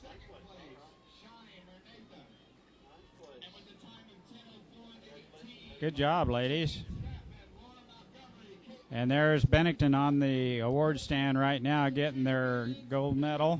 Bennington girls 4x8. Stratman, Wolf, and Montgomery right there in the middle. Gold medal winners girls 4x8. We'll be back with boys 4x8 with Bennington and Minneapolis here in just a minute.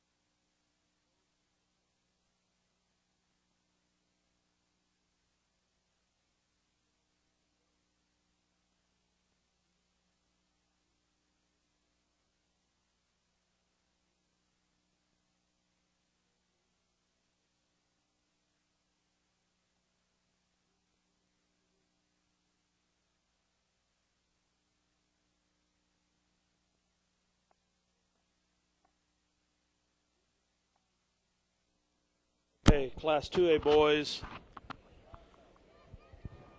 It looks like we get 4x8. Bennington and Republic County, but I might be wrong. But Bennington for sure in lane 3 on the inside. Actually, they're in lane 4. It is 4. There is another one Yep. way back there. Which Leadoff runner for Bennington will be. No, I'm still on girls here. tends to tell me Bennington in lane 4 has one of the better Ellis is leadoff times. runner. He'll be There running we go. 1600 later today.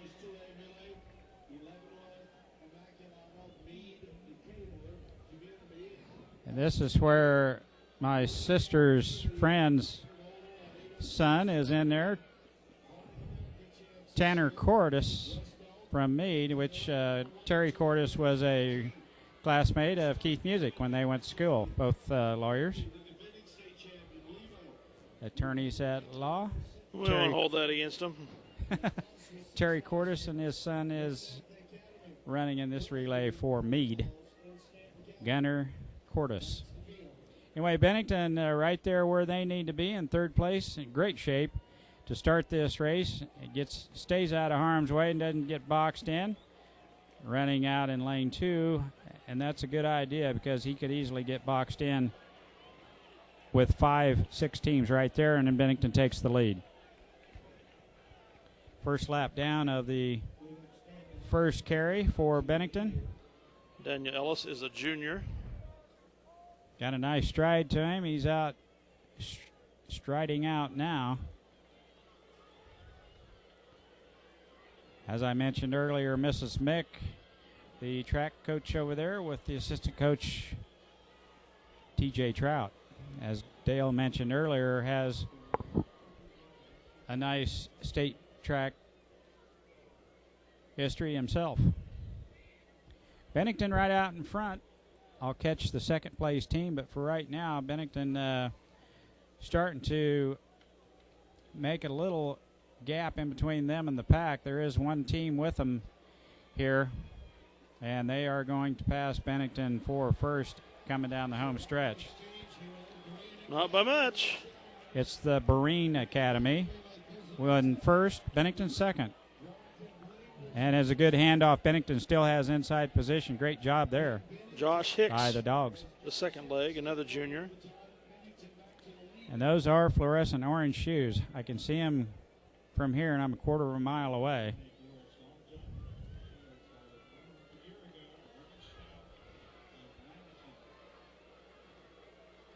It looked like Republic County was in this too, but if they are in the back half of the pack. Meade in purple is mid-pack. Well, the Bennington girls walked away with the 4x8, and the boys aren't dominating quite as much here. You but figure the boys they're would have right some there. They're right there. stiff competition, and Bennington has one competitor right with them. That's Barine Academy. Looks like Meade's back there about fifth. And in the 4x4, both girls and boys squads of Bennington dominated Class 2A in the prelims, so, and they very possibly could take 2 golds there in the finals later today, which we unfortunately won't be filming. But right now they're performing well in the 4x8. This is a good race right here. Barine Academy and Bennington Class 2A 4x8 boys.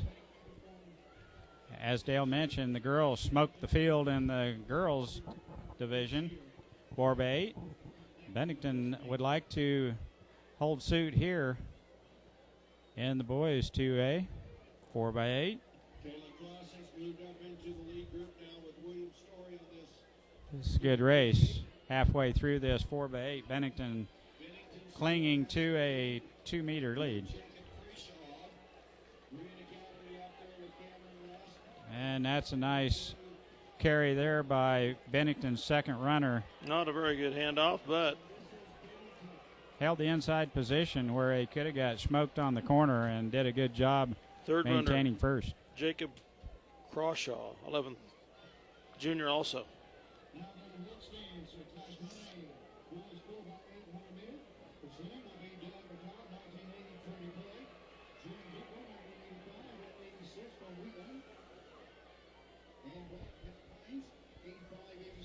Well, Barine Academy is not going away. Bennington's going to have to earn this one in the anchor leg, as Crenshaw here has the lead, but not by much. Barine Academy right there, and as you well know, the anchor legs of these 4x8s, you see those guys run those 800s right around 2:05. They're pretty quick, so we're liable to see a race here, Dale. I'm expecting it. Other than those two teams, Bennington, Barine Academy, everyone else 30, 35 meters back.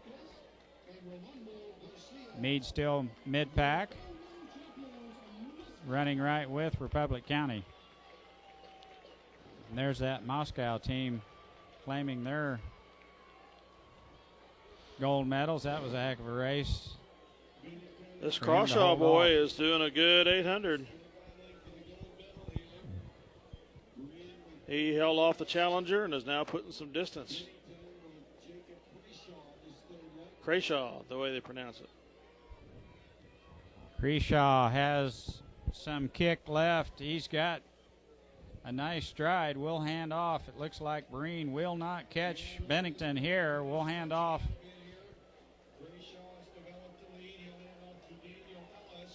Ellis will run the final leg. And he has the fluorescent orange shoes also. John Garrett is listed, but I don't know. I don't either. They mix them up. We're going to call this Ellis, and we thought he ran earlier. So Marine Academy trying to stay with Bennington. Bennington with a 15-meter lead. 4x8. This is Ellis.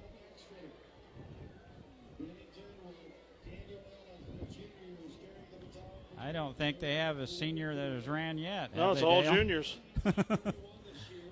Bodes well for him next year, I guess. Oh, my. They'll be, Katie barred the door, huh? yeah, very competitive. And they only had one senior, I think, for the girls. I might be wrong there. This is the anchor leg here. One more lap to go, and Bennington will be golden here. And by the looks of the gait of the Marine Academy anchor runner, he will not catch Bennington. 300 meters to go. Marine Academy is still there, about 20 meters back, but Ellis is going to have to fold.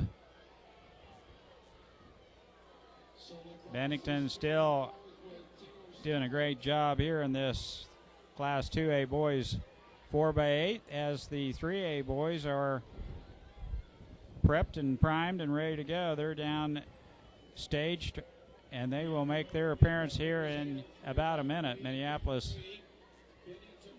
has a team in it also. Ellis, Daniel Ellis, is starting to stretch it out here. Will not catch Bennington. Bennington will win the 4x8 as the girls did. So it's a clean sweep in Class 2A. It's Bennington girls and Bennington boys. Marine Academy will finish second. Opie will be third. Congratulations to the dogs. I'm going to turn the camera off and get another tape. Comes Republic County. We'll be back.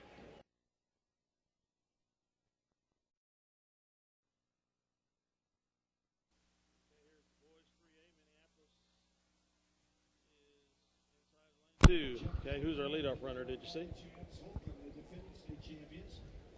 Right beside the league foe from up in north is Beloit. Will be in lane one. Looks like Garrett Doherty's our leadoff leg. That will be Garrett Doherty to start it off for Minneapolis. 3A boys, 4x8. And I'll try and get the remaining runners for Minneapolis. I guessed earlier, I think Jake Eckert is one of them. Kyler Macy, one of them, and Trickle. But I'm not real sure. We'll find out as they get out on the track. Here we go. The runner's going to reset the boys, Class 3A, 4x8 boys. Bennington just taking the boys 2A just a minute ago. In fine fashion, Garrett Doherty, lane 2, inside right there in the blue, goes to the front. He is, I call him a rabbit. He's a quick starter in the 3 mile, and doesn't matter what race he's in, he's usually right out in the lead. He's a long-legged rabbit there, Mike. There's a longer-legged one. Doherty settles in third place down the backstretch. But he likes the pace that he's at, so he takes to the lane number 2, and as I mentioned, he'll go right to the front. Doherty with the lead right now for Minneapolis in this 4x8 boys 3A. Garrett Doherty with the carry. And that's a good start for Minneapolis. Doherty with the lead. 1 lap down, 1 to go with the opening carry.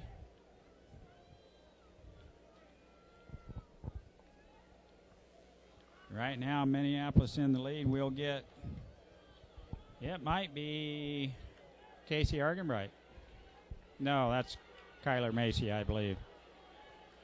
Doherty is back to. Well, Doherty on the inside still has good third. position, but somebody smoked him on about the 300-meter mark left in the second lap, and Garrett holds off the field and keeps his position nicely there. Done by Garrett Doherty, still in second place. Well, he was. He's hurting now. Breathing a little heavier here. Doherty with the home stretch. Minneapolis in third.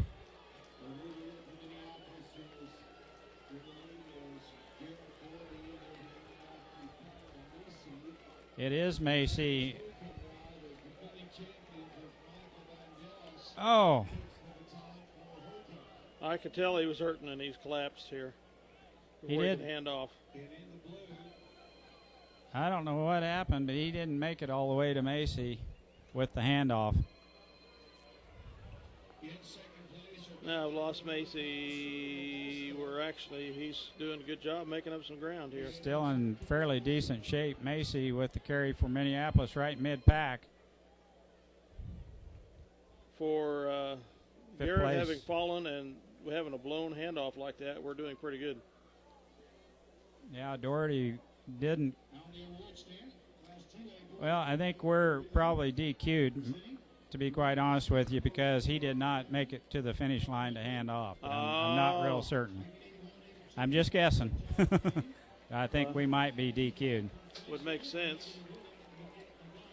He did make an effort to throw it forward. The baton didn't quite make it to the start-finish line. We're going to run it out anyway. Kyler Macy with the carry right now for Minneapolis. And Minneapolis in 7th place right now in medal contention. And the boys 3A 4x8. You could just see Garrett starting to hurt there between 3 and 4, turn 3 and 4. I think he even grabbed his side looking just through the viewfinder. Couldn't make it to the finish line. He hit the wall. That's what I call it. And Bennington's on the award stand right now getting their gold medal. Bennington. We'll zoom away from the race here for a minute. That's okay. 2A boys gold medal winners there. You can see the fluorescent orange shoes of the guys on the front row. Congratulations. Nice job. Yeah. Wonderful job. Here comes Macy.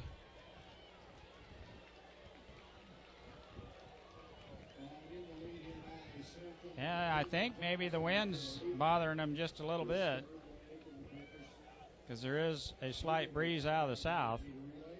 Eckert is the third leg. It will be Eckert. Now, if they're DQ'd, why wouldn't they just pull them off the track, Mike? I think they don't know that they're DQ'd. But the officials do. Pardon? The officials do. Yes, they do. Why wouldn't they just pull them off the track? I think they don't want to take a chance on Okay. just the not knowing what's going on. The kids might might get in somebody else's way. somebody else's way, and just let them go ahead and finish it out. I think, I could be wrong, but Doherty didn't get all the way to the start-finish line to hand off. Macy doing a phenomenal job coming back for it. This is Eckert. Yeah, but Macy had to come back for that baton. Oh, boy. Yes, he did. Garrett kind of threw it at him. And this is our Iron Man right here, Jake Eckert. Look at the shoulders on that football player. We get him one more year, Dale. Yes, we do. And he owns a lot of the records right now. He can flat carry the ball and proved that last year with that performance that awarded him or got him the award of the Army Ironman Over of the Year. 400 yards rushing, if I'm not mistaken, in that game. And 5 touchdowns? Huh? How many touchdowns did he have? 5? 5 or 6, I can't remember. Down the back stretch he goes. Minneapolis in the last half of the pack here on the 4x8. And we will get Colin Trickle in the final leg. Colin Trickle, got to brag about him just a little bit. He is the Class 3A cross-country champ. Down at Wamego, he was first place. So we do have some state champs already at our school this year. We have the forensics bunch that had 2 or 3 people had a state championship down there, and Colin Trickle in cross-country. So Becker's running a great 400 or 800 there.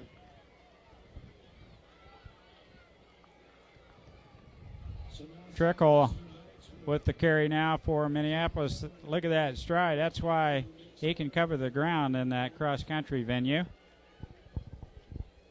Will not be surprised that he doesn't move up just a little bit in this 3A 4x8. Well, we do have a race with Beloit up in front. What place are we overall, do you know? Catlin for Beloit. It's going to be a race. Catlin taking the lead now. Here comes Trickle. He's got a nice stride to him. Built for distance.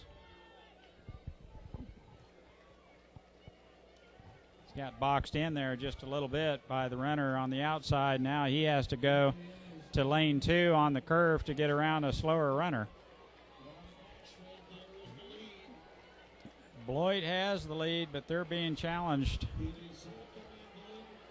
Holcomb in second place. Beloit, Catlin in first. We'll see if our friends from Trojanville can hold him off. He's not going to be able to. Holcomb's going to blow the doors off. Oh, Catlin still got something left.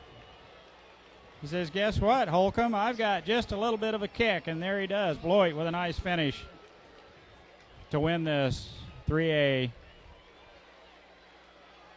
4x8. Here comes Trickle right here. And this has been a race from this last 400 meters. This runner passed him early on. Colin Trickle with a nice anchor leg for Minneapolis.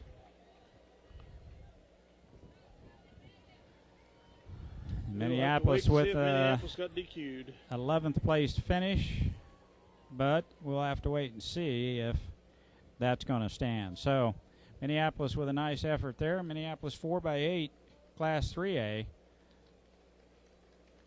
Beloit with the winning time. Catlin held off Holcomb at the end, had a little bit left in the tank on a fantastic finish by our Trojan friends from up in Mitchell County. Here we go with 4A. We'll be back with our next race here shortly. It will be the meters. mile run. Bennington girls. We'll have Anna Trahan. We'll have some Beloit runners for sure. Bennington. Bennington girls, boys. No Minneapolis run unless I've.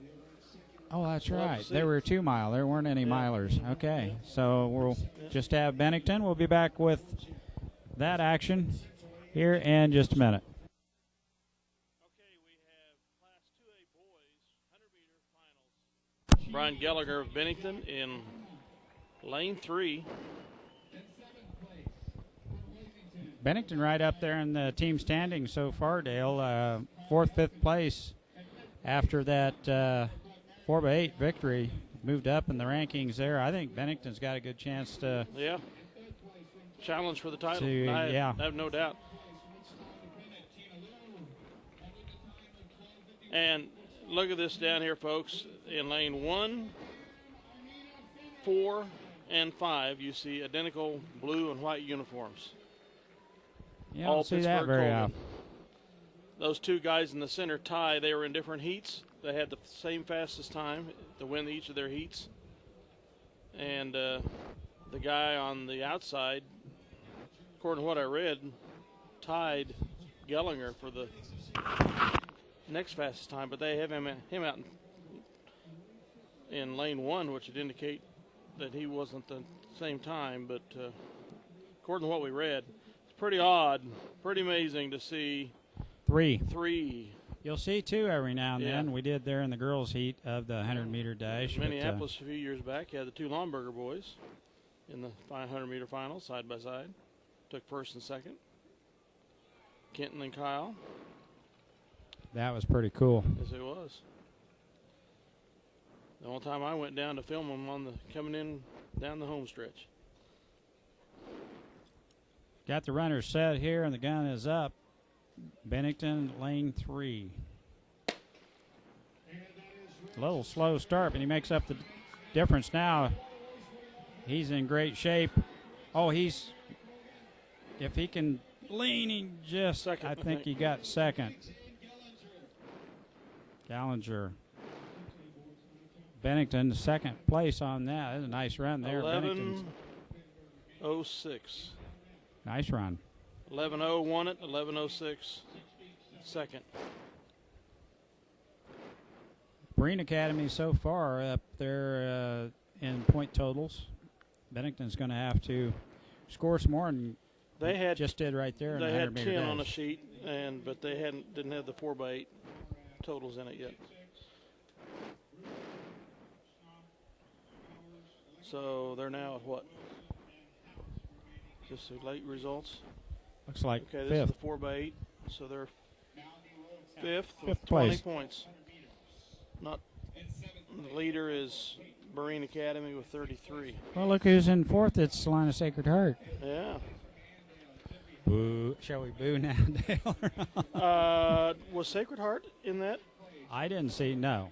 I wonder if that kid's hurt. They had a freshman that's super fantastic. I didn't the won see the Hershey any Sacred. meet last year. I can't remember his name, but I'm surprised he wasn't there. But like Bennington is fifth. Ahead of them is Marine Academy, Jayhawk Lynn.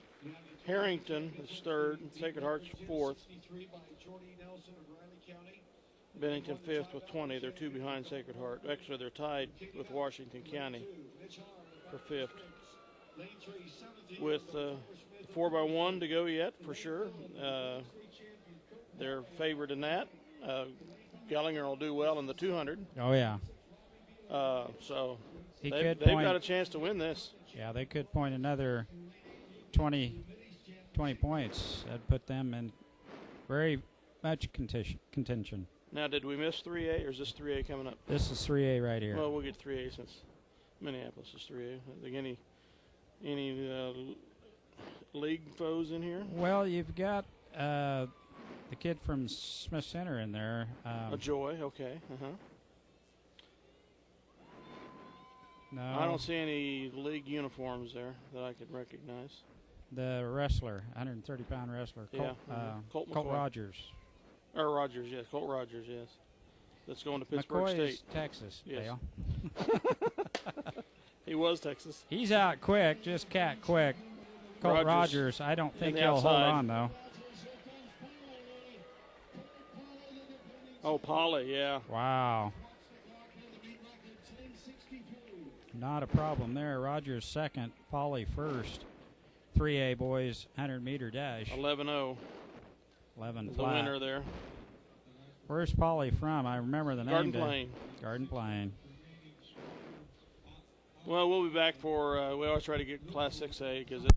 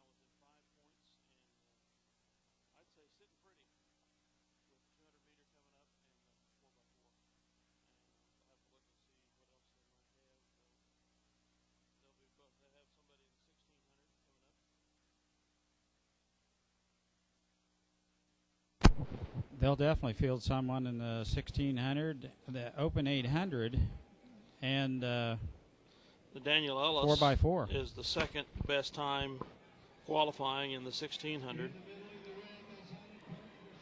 And in the 800, Daniel Ellis again.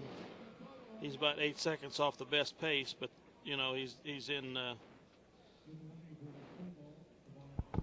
range to strike some points. You're right, Dale. They look to point quite a few more here this afternoon. Bennington looking pretty good here on the track. They're starting to rack up the points. And I'm not going to say this would be their, if they win, that would be their first track championship. I believe, if I'm not mistaken, I'm reading when our coach Jerry Mick was senior at Bennington, I think they won state that year. Jerry might have to correct me there, but they did well, if I remember right. So we shall return. Stan is it Brian Gallagher from Bennington. He's second place finish in the 100-meter dash. The girls. I'll show you here the princess of 1-2-3A and distance races. Ferris from Lincoln and her running mate right behind her, but she cannot out-kick. Ferris will finish second. Doesn't even act winded, does she? No. Lincoln with a 2-3 finish here in the women's 1600. We'll have a Bennington female run here, I believe. Yes. And we'll turn it back on when she gets on the track here in just a minute. Okay, Class 2A, 1600 meter, Bennington, Sarah's, Jillian Stratman. Is it Jillian or Sarah? Jillian. Where's she at? Lane like she's 6, inside. 6. She's a senior, her sister's sophomore. Stratman out in lane 6 here at the start of the 1600 meters. Bennington, as Dale mentioned, has potential here to point well and vie for the championship here at the state track meet. Bennington's scoring well in both the girls and the boys venue. And here Stratman is right in the mix here in the 1600. A little bit boxed in the front, but able to run freely outside first row or second place there. So pretty good position as long as the outside runner doesn't get her boxed in here. We checked the record books. Bennington girls have not won a state championship in track. The boys won one in 1977. I believe that was before Jerry Mick's time. And there you see Stratman right in the middle, now being passed, and kicks back out to the outside before she gets boxed in. Smart move there by the senior, Jillian Stratman. But the girls and boys from Bennington can challenge for this state championship. That would be quite a coup for Rena Mick as coach, wouldn't it? Yes, it would. With the events that are left, Dale, you and I kind of mentioned there are 5 or 6 with potential points and point implications for both the girls, Bennington Lady Dogs, and the boys team. They've got a lot of points yet on the table, and they look pretty good in this venue here today. Stratman has fallen back just a tad bit here into the second lap of this 1600 meters, but in good position there in 4th.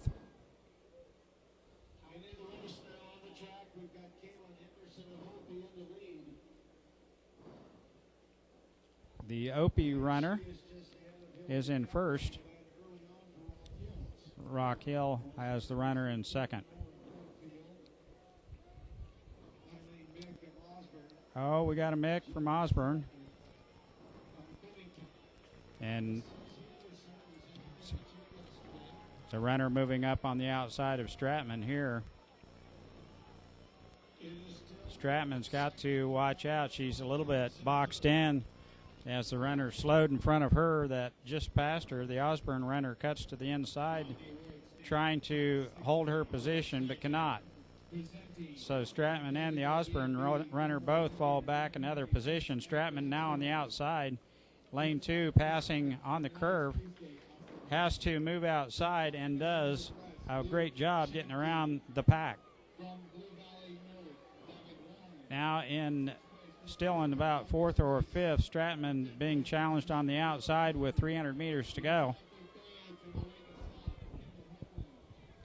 It's a good race. Up front is Opie,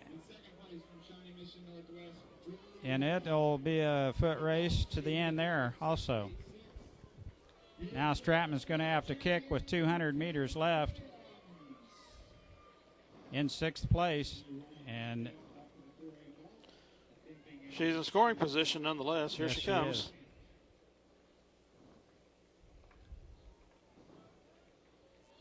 Just mentioning to Dale, the pole vault competition is going on, and the bar is set at 12-1. For girls. The key thing here is that it's girls pole vaulting that height. Bell lap now as Stratman goes to the outside once again to get around some of the slower traffic in front of her. Nice job not getting boxed in, but running comfortably in 5th. There's the 2 leaders out in front.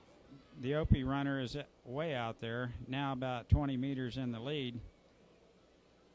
And Stratman now making a move on the outside, looking to make up a couple places here. Jillian Stratman has moved up into 4th place.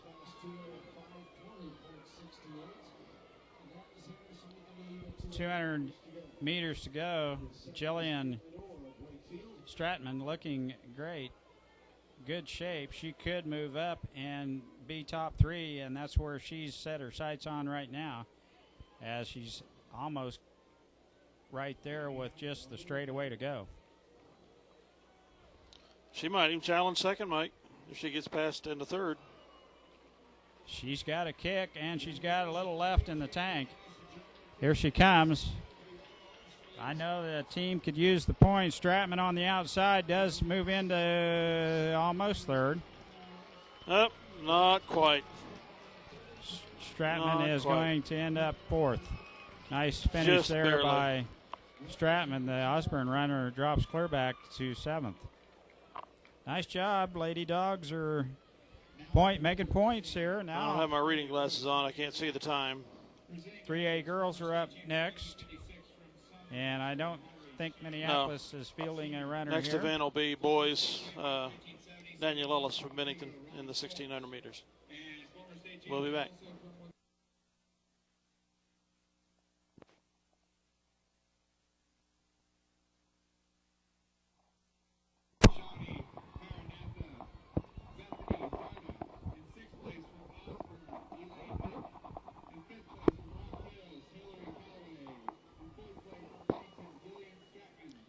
Jillian Stratman, 4th place finish in the girls 1,600 meters. We're getting the camera warmed up. Julia Ziner will be triple jumping here. I saw her go through one time anyway. And she's warming up in the infield. That would be Janet Hoover's oldest daughter. Be Al and Virginia Hoover's granddaughter from Marion. And she should be jumping here shortly, as the girl from Hillsboro is jumping right now. Julia is probably favored in this girls triple jump. Girls 3A. There with the red top and blue pants on. You got her spotted, Dale? Yep. Right in the middle of the screen. Walking to the right here. There she comes, yeah. She's getting ready for, I think it's her 2nd jump. I could be wrong, but just loosening up, ready to go on the track here. This is a Wichita Independent girl. Now Julia Ziner finding her mark on the track. This is triple jump, 3A girls. Julia, quite an athlete, has signed letter of intent for track and field. And I think it is a long jump, triple jump scenario for her. I think that's her best events, even though she does hurdle quite well. Second attempt here, triple jump, Julia Ziner. It's a good jump. We'll see if we can see the footage. I can't make it out. Can you, Dale? Yeah, when he turns it here, maybe we will. We'll have to have Daniel give us That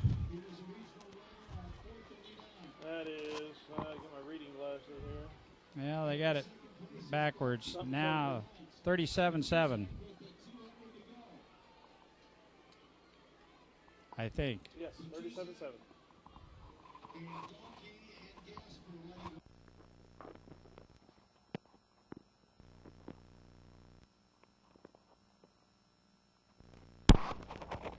No, just one. Oh, yeah, they do. They do. Bennington fielding two runners here in the boys 2A, 1,600 meters. We know one is Ellis. The other choice would be Ellis and Josh Hicks. Hicks. Don't know which is which. Hicks would be on the outside. I think Ellis would be in lane 3 there. Yes. Hicks had the better time. Or Ellis had the better time. Ellis had a better, yeah. Yeah. And as they cascade in on the back stretch, Bennington runners just right mid-pack. 1,600 2A boys. Minneapolis not fielding a 1,600 runner, I don't think, No. in either.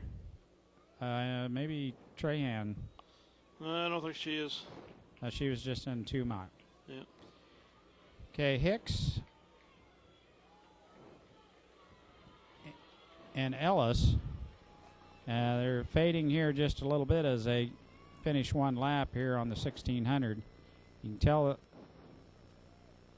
tell the Bennington runners by their fluorescent orange shoes. These two runners, anyway. Besides the gold tops and black shorts. From a distance. Ellis about 7th. Hicks about 10th.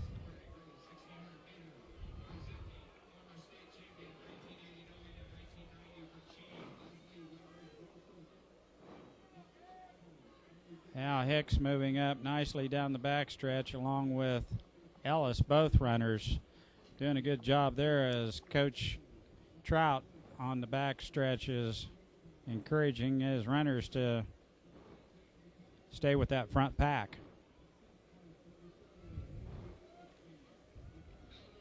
Maintain the pace and stay up there. Looks like Hicks, or I think it's Ellis,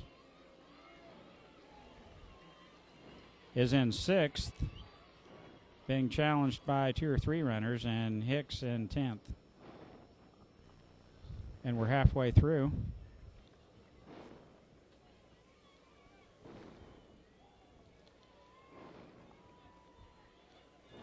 Nice warm day. They claim we were going to get to 90, and I would have to agree that they did. I'm thankful for this breeze.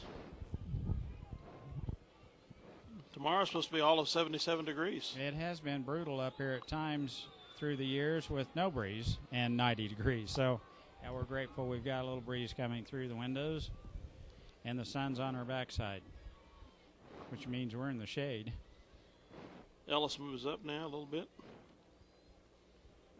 Ellis in pretty good shape. He's in striking distance here. He's got a runner on his hip,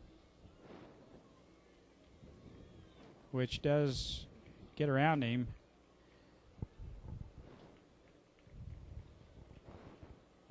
Now 500 left in this race for Hicks, and he's hanging right in there. And now Hicks moves into 5th place. Ellis. Or gains a excuse me, position Ellis, back. yeah. I think Hicks is still back, just now crossing about 10th place.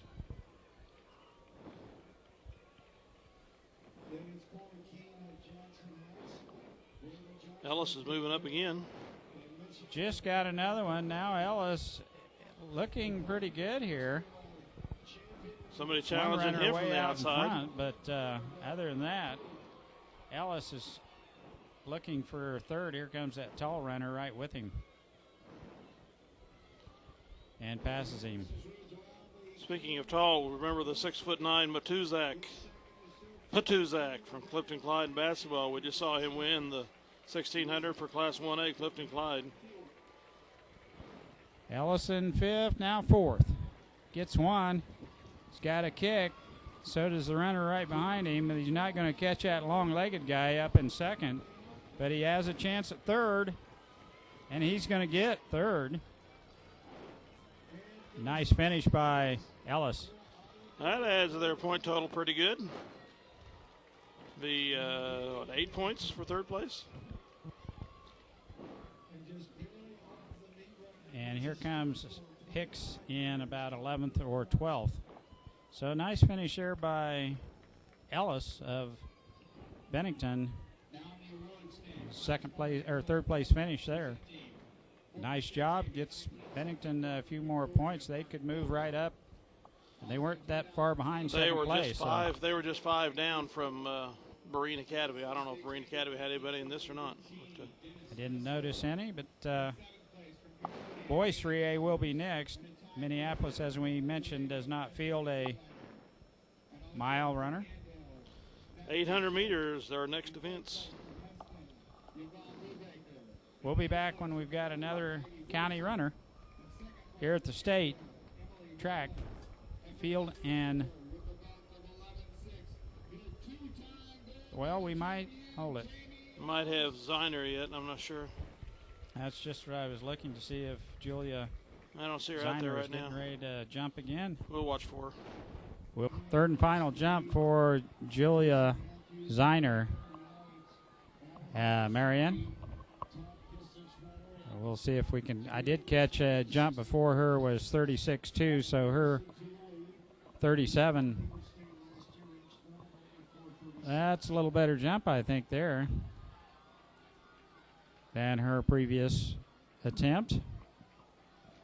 36.2 was the previous jump by the competitor before. We'll see where Julia ended up on this one.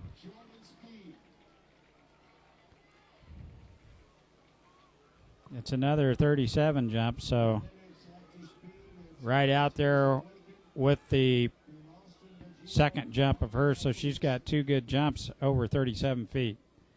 Triple jump girls, Class 3A, and the boys 2A 1600s running 37-1. at the current time. Excuse me, 3A boys.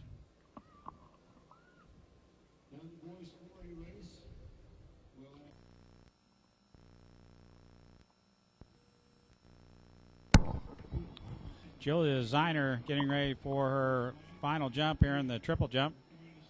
Marion. We'll put her on. I know Grandpa and Grandma would like to see her. And those that know the Hoover family, this is Julia Ziner from Marion. It's a nice jump there. Her length so far, I don't know. There might be, if she could get over that 38-foot mark, I think she would win this thing. But there is another jumper right there at 37 with her. That jump, 36.5, not as far as the 2 previous jumps that I've seen her. She's been 37.1 and 37.5 or so. So I know she's in a solid 2nd here. I can't tell you if she has one better than that or not. And we'll just have to wait to see her on the award stand, because I know she will be there, top 3.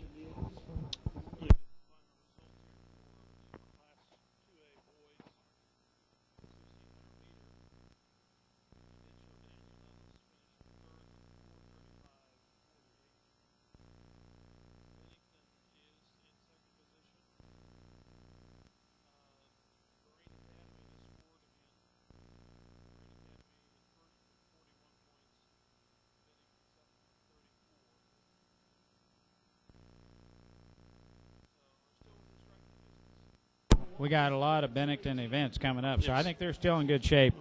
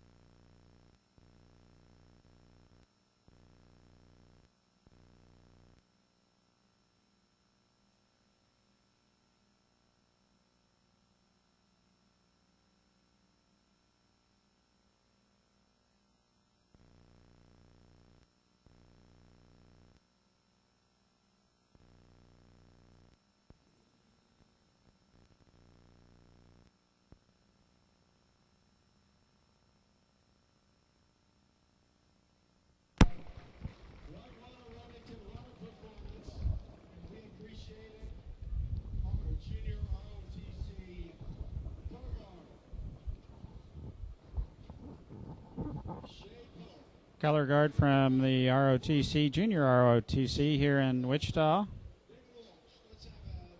presenting our colors, and a young lady from Remington High School sang our national anthem.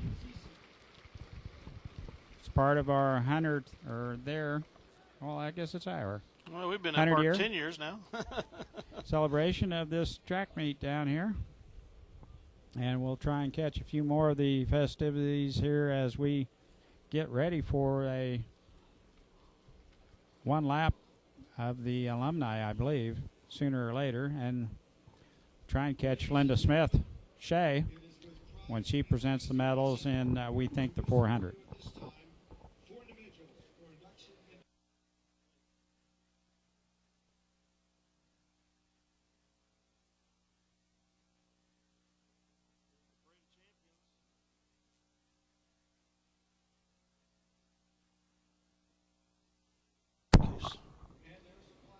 The parade of champions, gold medal champions that have come back for this 100th year anniversary. From 2000 to 2009. So our Linda Smith ought to be there, Linda Shea. We'll see if we can pick her out. You'll have to zoom, Dale. Yep. We probably know quite a few friends, alumni, MHSers down there. Hope there are. Possibly. Oh, that's Olympians in the front row.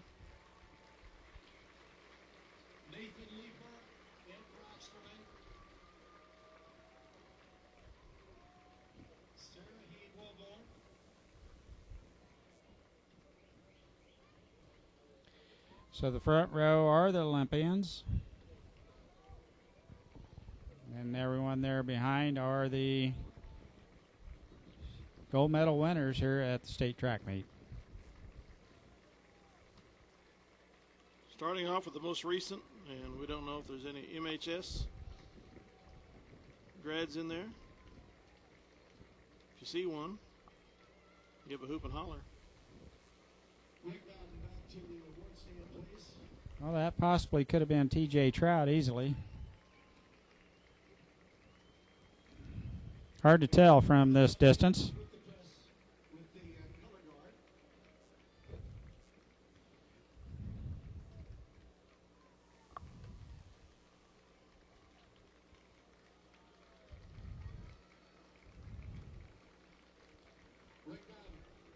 Usually you could pull Linda Smith out of there. She'd be walking in front of everyone. She's fast.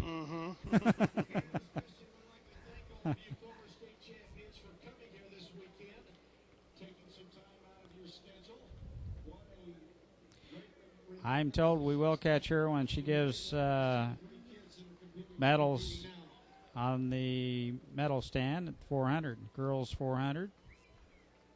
We'll try and catch her then. 500 alumni here, all gold medal winners, some Olympians. I'm sure Minneapolis has a few alumni out there somewhere.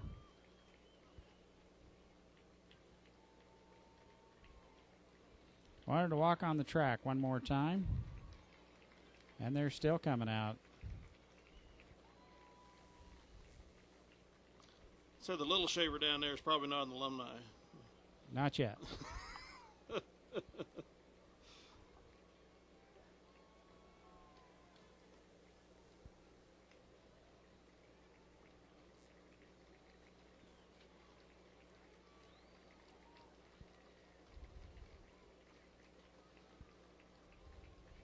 Some are carrying some signs, which would make it easier to identify the decades or whatever that they're from.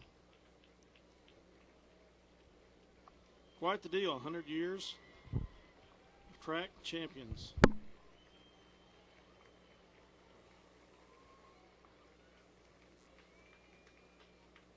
We're celebrating them anyway, not all of them here, of course. Probably would have been nice if all the Minneapolis alum could pack together.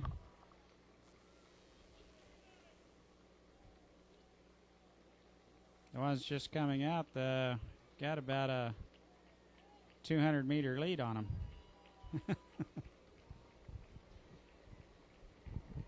Well, these are the older ones. They don't want them holding up the show. A few walkers in there, yeah.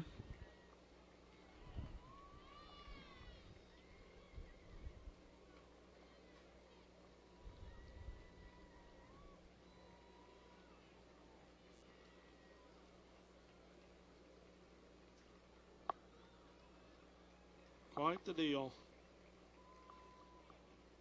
This is pretty cool. We still have them coming out of the... Boy, they sure do. Look at that. Kind of like the entry parade for the Olympics. It might take a while to clear the track. There's the leaders over there at the 200-meter mark.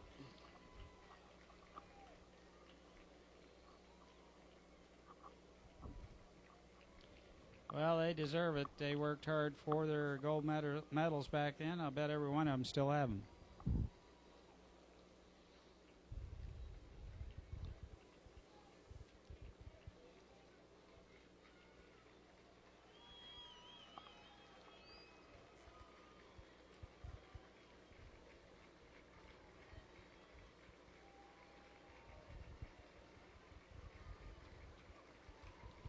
Couple have moved into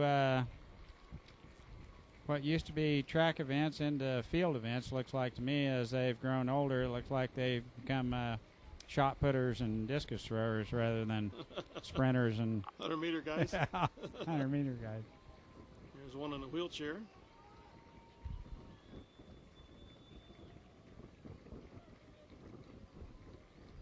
Yeah, this group here at the end, they're probably one of the oldest ones right there. Mm-hmm.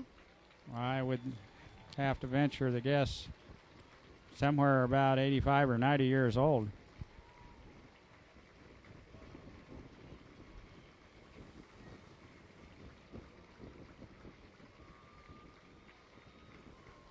Yeah, the younger ones up front, the older ones here at the back. And we're talking seniors. There's some vintage runners down there. The oldest rubber state champion that's here is Jack Greenwood, who is 84 years old. If you're here, Jack, Well, there he is. He's 84 The blue shirt, black and still cap, on the track. tan pants. in 48 to 52 at KU. He was a 5-time Big Six champion and a 1952 Olympic football. Due to a finish line mix-up that cost him first in an indoor and an event that KU event, there was some help to pick. The pink and blue uniforms. In a race, a guy was picked that should have won it, but didn't win it. But the men on Billy's and the coach at KU decided his athlete would wear a shirt that everybody could see. And so that was the beginning of the pink uniform at the University of Kansas. Jack started running in his 40s and became the top male sprinter in the world, earning entry in the U.S. Track and Field Hall of Fame. Let's have a big hand. Good grief. And he's here. And they're exiting the track as they come around here. Is Herb Wilson, the former head coach here at both at Wichita Heights High School and at Wichita State University. He was a 4-time participant in the state track meet, 2 times a state champion in the pole vault, and went on to vault at Kansas State. Let's have a hand for Herb Wilson, back at his old school in Wichita State. White the deal. Well, we'll be back for some track action. A few minutes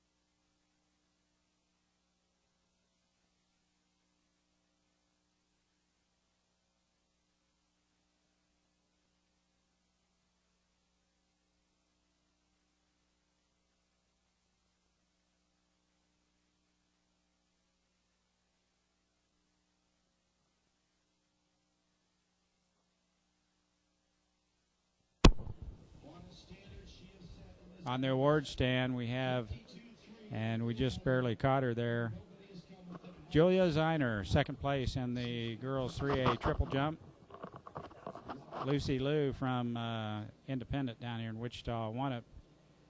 Liu fell during the 100-meter dash and skinned up her leg pretty good, but still good enough to win the triple jump. Julia Zeiner with her third medal of this day. She won the long jump, and she won, which hurdles was it, Dale? 100? Anyway, she will be running in the 300 hurdles later on today. Julia Zeiner, Hoover from Marion.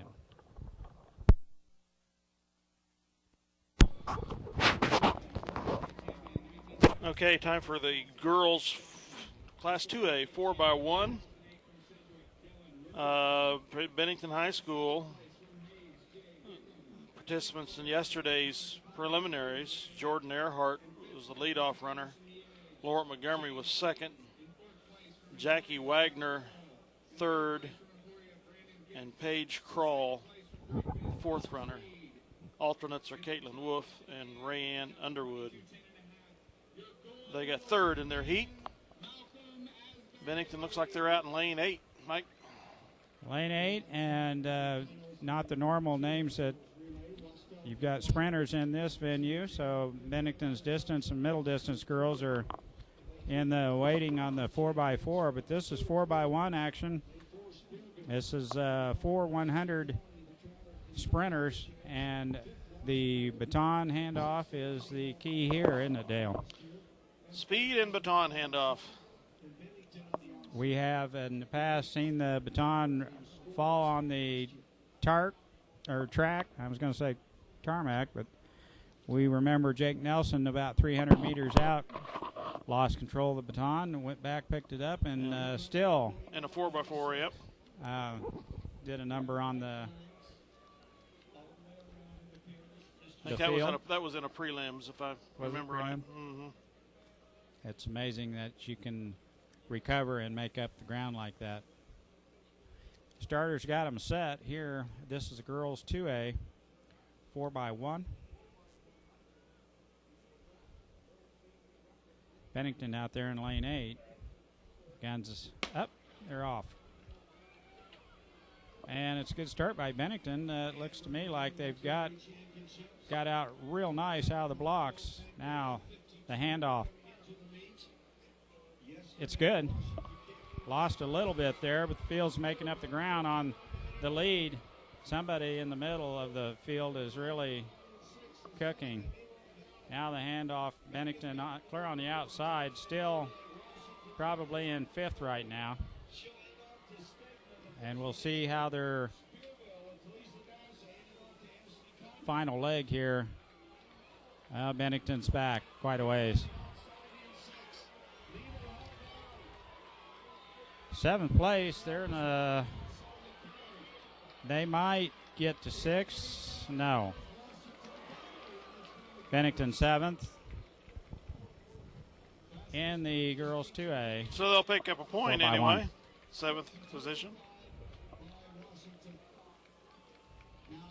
Minneapolis girls coming up. Minneapolis girls in the class 3A 4x1. And lane 2. Looks as if we are going to be lane 2. I know you'll get Riley Baker in this. You'll get Mackenzie Mortimer's the leadoff runner. Mackenzie Mortimer. I think Shay Shoemaker. And Shay Shoemaker, Riley Baker. Do I need another one? You need another one. Ashlyn Macy. Ashlyn Macy, yes. So Mackenzie Mortimer will, and Mortimers have always been a good curve runner. Cousin Ryan. Yes. Wonderful curve runner. Mackenzie Mortimer will lead it off for Minneapolis. No, I don't think that Jeff and Bob were probably much. No. Curve they runners. Were straight. They were north-south runners. They were definitely north-south runners. Shay Shoemaker will take the handoff and run the straightaway on the backside. She will hand off to Ashlyn Macy. who will run the curve and hand off to Riley Baker. So Minneapolis has a shot here. Top three, I believe. Mort in two, the all-important first leg here on the curve is not the easiest 100 meters for anyone to run. McKenzie will hand off to Shoemaker, and that, I think, will be the key, is when Shoemaker hands off to Ashlyn Macy.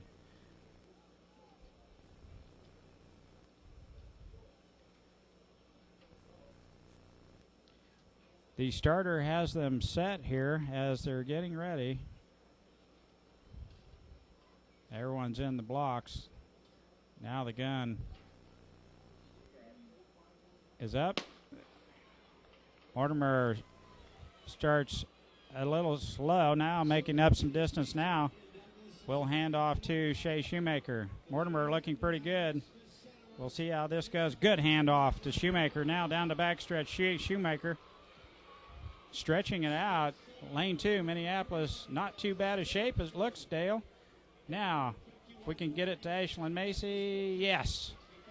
Shoemaker crams it in there, and Ashlyn Macy with a nice curve here will hand it off to Shea Shoemaker, or excuse me, Riley Baker. Riley's got some ground to make up, but we're there. Come on, Riley. Riley Baker, Minneapolis, right there, is going to have to hurry to hang on to fourth and leans for fifth. Nice job by Minneapolis. Baker leans at the tape for fifth place, I believe. Didn't it look like to you, Dale? Yes. Yes, fifth place. Douglas beat him out. Just by a whisker. Nice job, Minneapolis girls. With a fifth place finish, they'll be on the medal stand here shortly, so we'll try and catch them then. Next will be Bennington boys in this same event, 4x1, and Minneapolis boys I don't believe have one. So we'll be back when we find somebody on the medal stand. Girls 4x1, Bennington getting their medals on the medal stand with a sixth place, I believe it looks like, finish in the 4x1 2A girls. We're just getting ready for the boys 3A 4x1, and Minneapolis we don't think is fielding a team. Sacred Heart ran at the 2A, now 3A competition. Smith Center's in there along with Phillipsburg.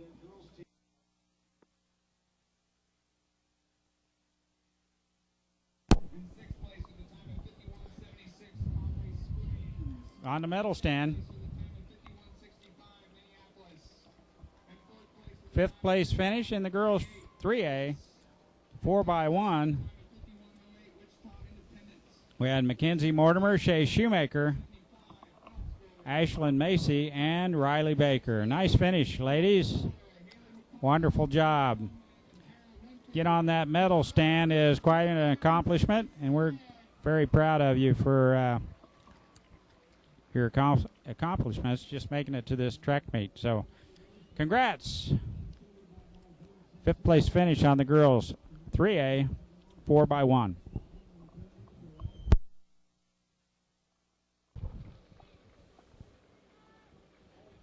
Okay, down here at Wichita Cessna Stadium, the state track meet, and it's moving right along today, this beautiful day.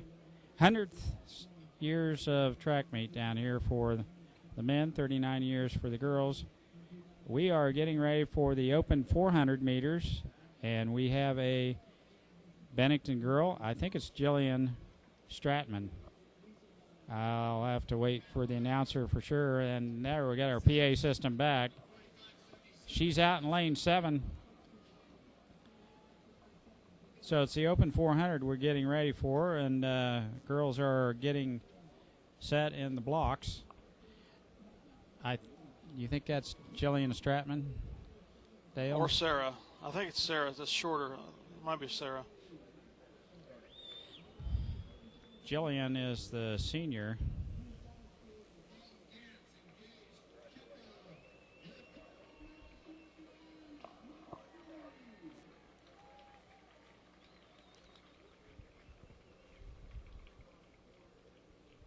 Now the starter's getting them set in the blocks. Bennington runner out in lane 7. It's one of the Stratman girls, I think, Jillian, but I'm not real certain. Dale thinks possibly it could be the younger one, Sarah. We'll have to wait and see. Gun is up.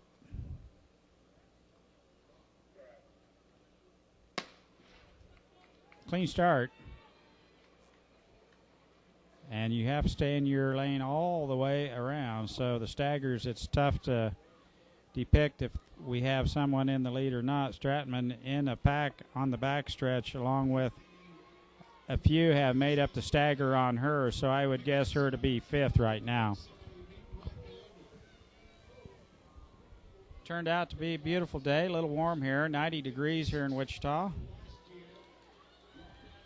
Dale and I are in the shade and a nice breeze blowing on us, so you can imagine it is a beautiful, beautiful day.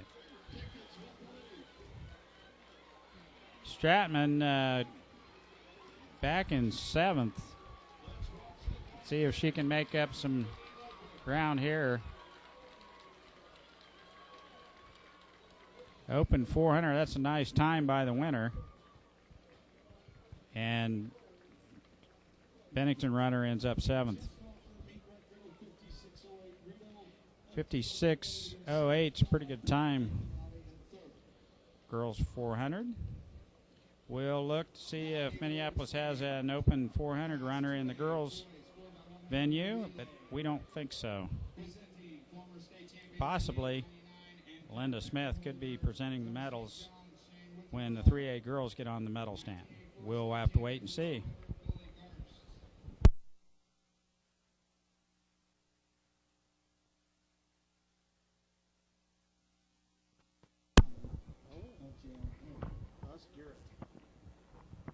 John Garrett. Boys open 400. We do have a Beloit individual. Bennington, excuse me. My apologies, Ottawa Countyans. Bennington out in lane 6. Garrett for Bennington. It's the open 400, Class 2A here at the state track meet in Cessna Stadium. It's bright, sunny, 90-degree day. It's a fast track, and Garrett will see what he can do here in the open 400. We're waiting for medal results and medals to be handed out to the open 400 girls. We anticipate Linda Shea Smith being on the award stand to hand out medals as the celebration of the 100 years of state track. Linda still holds the record down here at the state track meet, right around 55, 56, somewhere in there. Garrett doing well here. He's got the long stride in the middle of the track. There is someone out in front, but Garrett is right at the end of the pack. Needs to make up a little distance here. He's not going to get there. Mead's in second.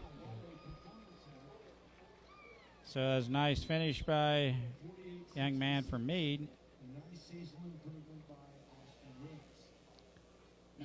Looks like Bennington ended up about 6th or 7th.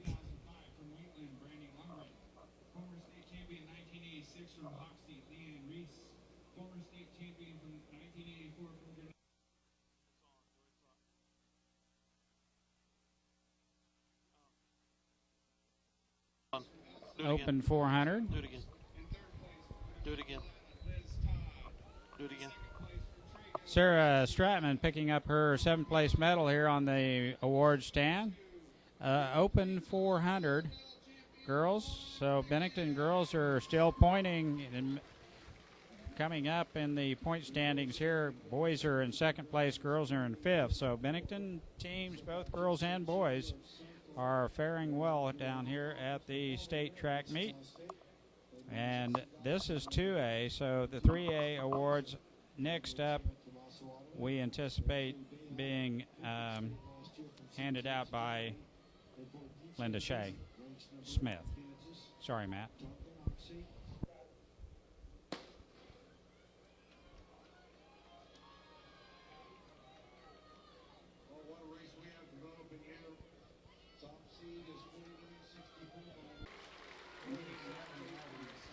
Good grief.